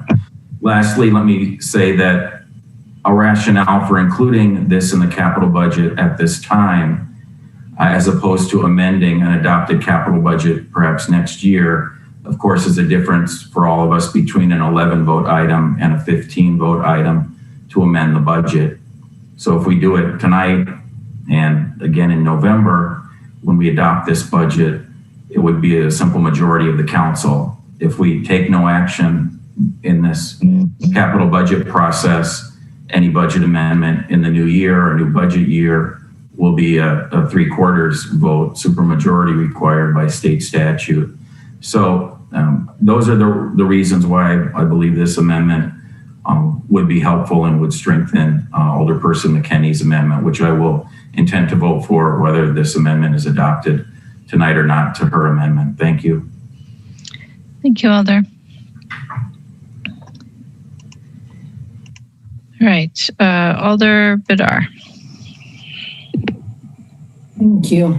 I feel like Alder Carter, we've been around this for 16 years, but it's 6, I think. But yes, I think every year we come back to this conversation.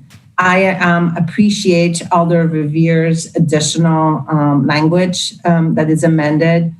I would highly encourage my fellow council members who are on Finance Committee to add to that after receiving the report and recommendations of the Body-worn Camera Feasibility Review Committee. Because I do think that it is really critical to respect the charge that we gave that committee.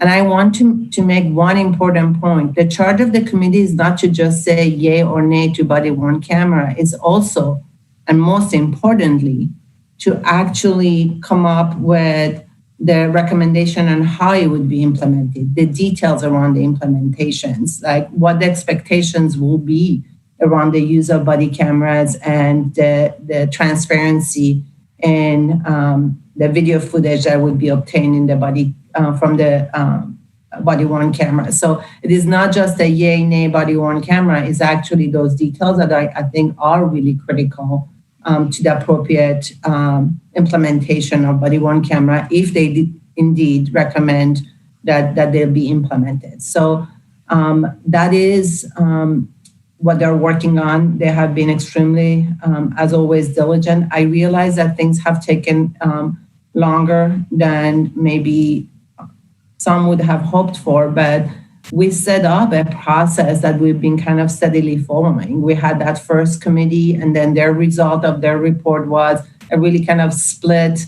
We don't think at this point it's time for us to pursue this. What we think is we should really look at bigger things like the MPDs, policies, procedures, which led us to create the ad hoc committee, which then ended their work and recommended that now that we have all of those other recommendations, we take a look again at body-worn camera. So we have followed the process very intentionally and in a very, I think, careful and steadfast way.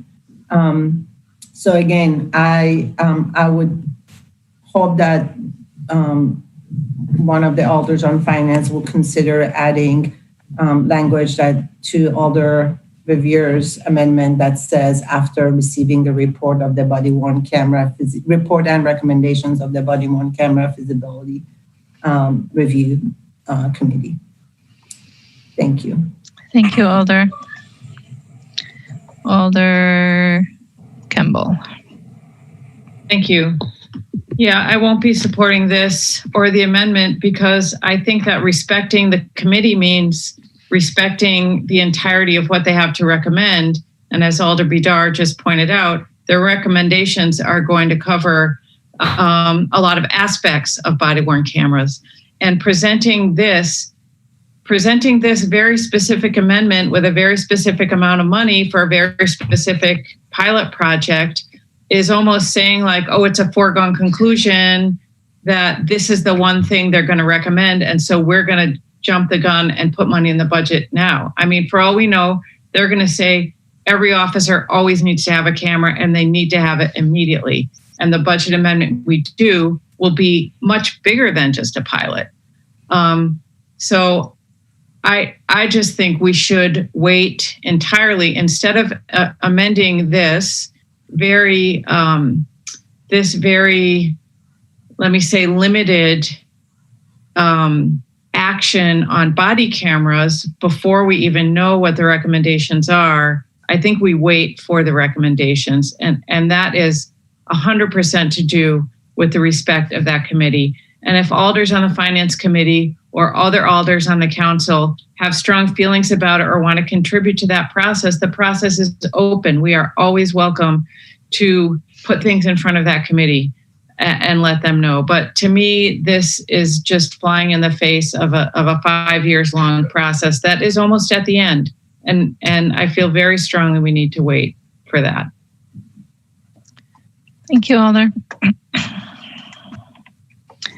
Alder Verveer. Thank you, Mayor.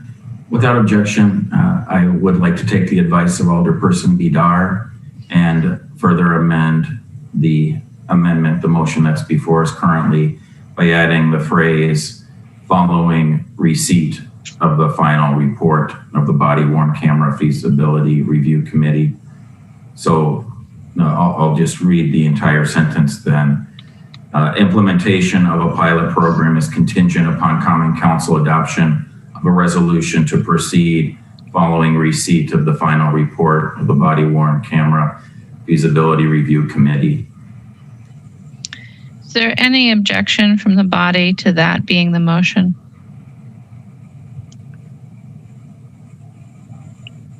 Alder Harrington McKinney, do you object? Can we have a roll call? We're not voting yet, Alder. Okay. The question is, Alder Verveer is trying to amend your amendment, and he put forth one piece of language, and now he's putting forth an additional piece of language. So if anyone on the body objects, we have to take those in sequence, but if no one on the body objects, we'll take them together. So I'm not seeing any objection. Thank you, Mayor. If I could just reiterate one point, please. Maybe 2 points quickly. One, I absolutely wish to respect the members of the body-worn camera feasibility review committee, and I don't want our action tonight to be seen and taken any differently from them. The other point, once again, and I appreciate Alderperson Kemble's perspective on this very much, but I've been on this council long enough to know, as many of us have, that the difference between an 11 vote item and a 15 vote item, particularly for something controversial as this surely is a big deal.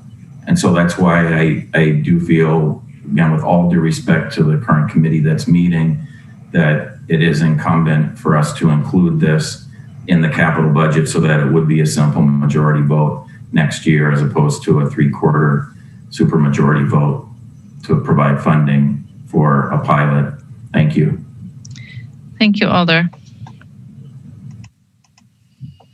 Alder Harrington McKinney.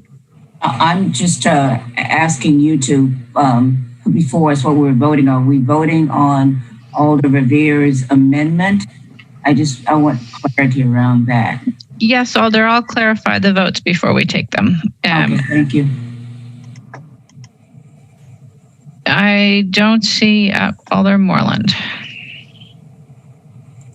Just a question, Alder McKinney or anyone else on the body, has this been presented to the committee as a recommendation or to get a gauge as to whether they believe this is a good idea or not? I mean, have they been engaged before this has been brought before us?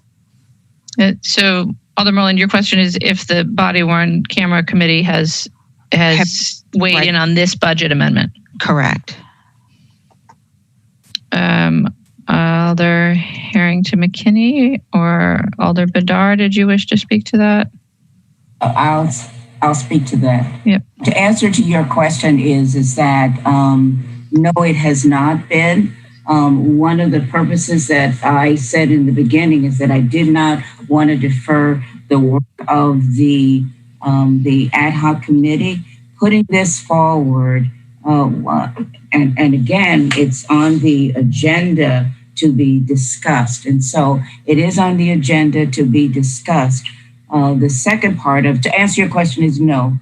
The other reason that I put it before is that we've had this discussion over and over again since 2015 and beyond.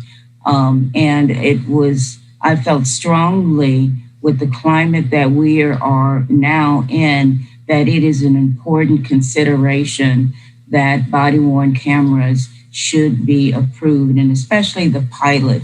And so when Alder Kimball said that it might come back that we will equip all the officers with body-worn cameras, that's something that I would not support. I wouldn't support it because a pilot means it's a test. It's an opportunity to look at what works, what doesn't work, on a smaller scale. It is a huge commitment when you say that you are going to equip 200 plus officers with body cameras. That was not the intent of this amendment. The intent is the pilot to go forward to see what works, what does not work, and how it coincides with the body, with the ad hoc committee is that, what kind of restrictions, limitations, and usage can go along with it that will govern what that pilot is. And the choice was the North District because it was small enough to generate a pilot, to know how much it would cost, and to see the effectiveness. And so that's why I put it forward, so that the committee will take a serious look at it. So I guess I have a couple of questions.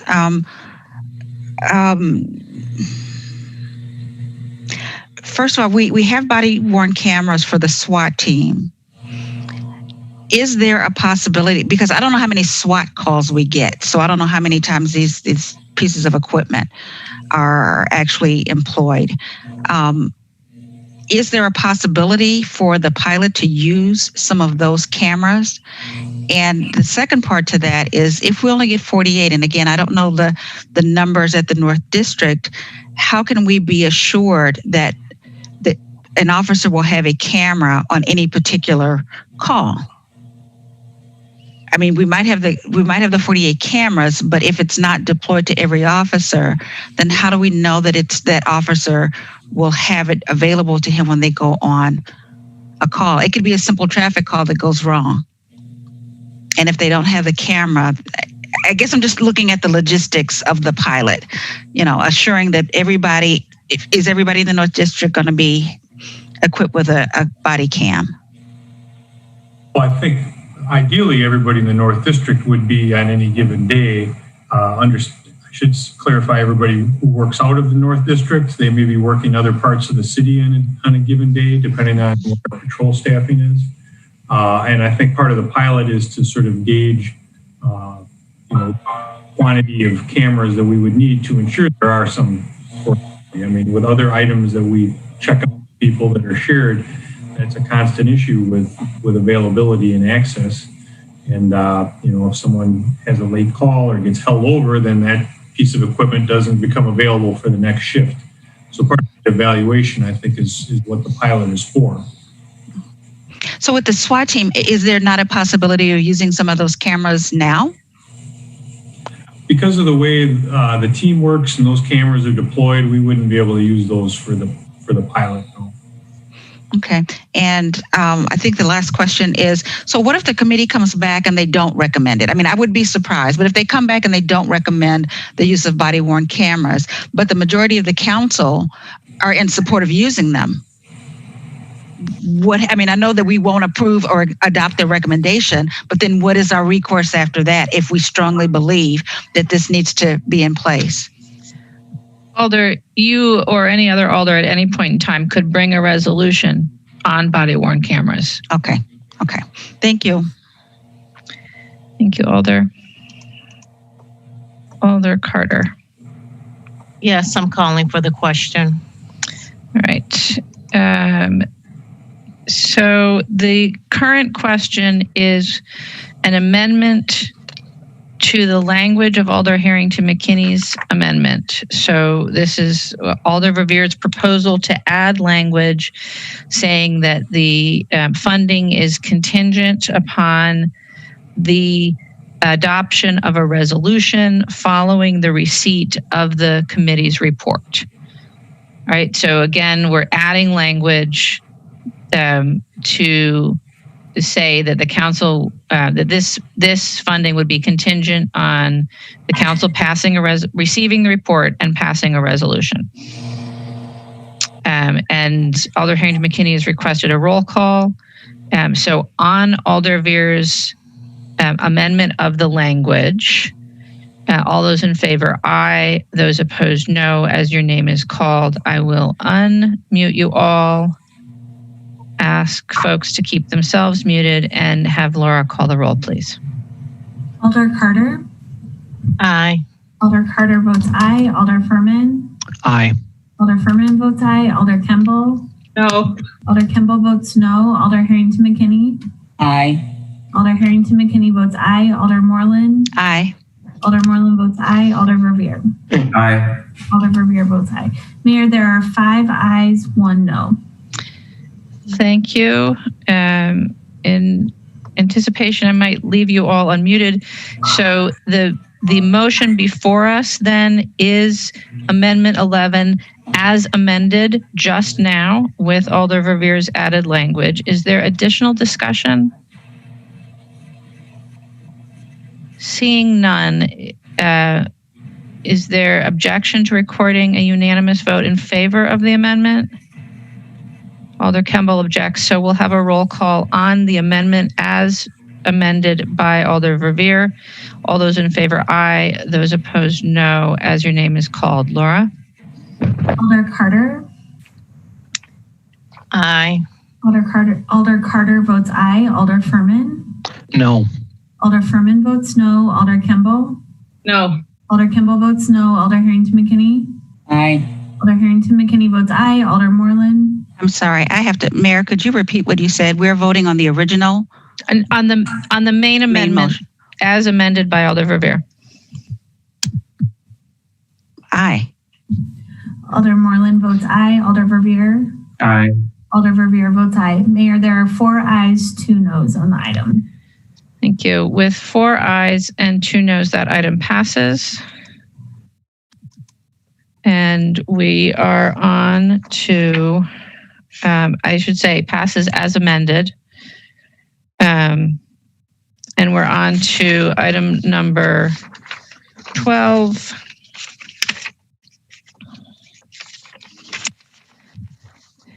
Which is in the water utility and advances the well 14 mitigation project from 2022 to 2021. Alder Furman. Move adoption. Alder Carter. Second. Moved and seconded to adopt. Alder Furman. Thank you, Mayor.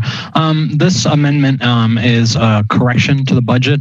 We had heard from the water utility presentation at our budget presentation meeting that they intended to make this 2021 and accidentally put it into 2022. The reason for this is the well 14 has seen incredibly high levels of sodium so in 2000, it was 19 milligrams per liter, and I'll save all the 5-year increments, but this year it's about at 52, somewhere around, or in 2019 that is, it's around 52, getting very close to the 60 milligrams per liter for sodium that is the EPA's recommended drinking water guideline.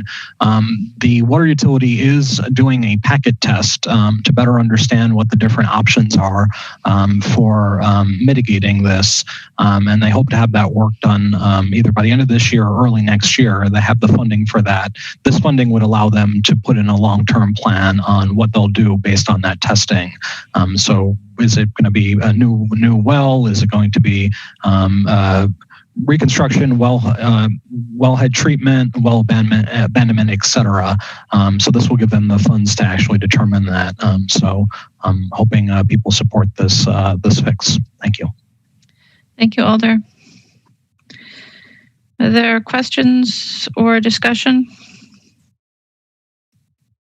Seeing none, is there any objection to recording unanimous vote in favor of the amendment? Seeing no objection, we'll record a unanimous vote in favor of amendment number 12, which brings us back, Alder Moreland. Mayor, I was hoping to make it through my term without ever having to do this, but it's happened before. Can we go back to the previous amendment prior to this one? Because there were 2 votes, and I want to make sure that I cast my vote the way I intended to. The body-worn camera pilot amendment, yes. Alder? Yes. Yes. So the first vote was to change the language of the amendment to include Alder Verveer's language. Okay. Right? That would say that the money doesn't move forward until the council receives the report and passes a resolution. Okay. Right. And then the second vote was to adopt the amendment, which added the money contingent on that language into the capital budget. Okay. Thank you. You're welcome, Alder. Okay.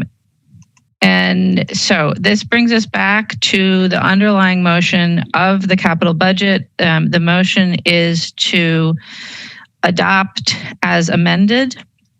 Is there discussion?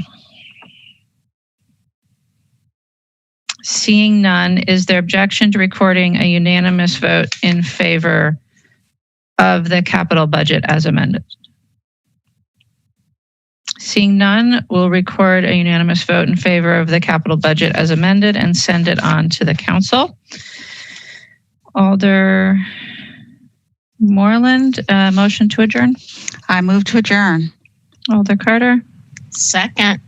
Moved and seconded to adjourn. Is there any objection to recording unanimous vote in favor of adjournment? Seeing no objection, we are adjourned. Thank you all. Have a good night.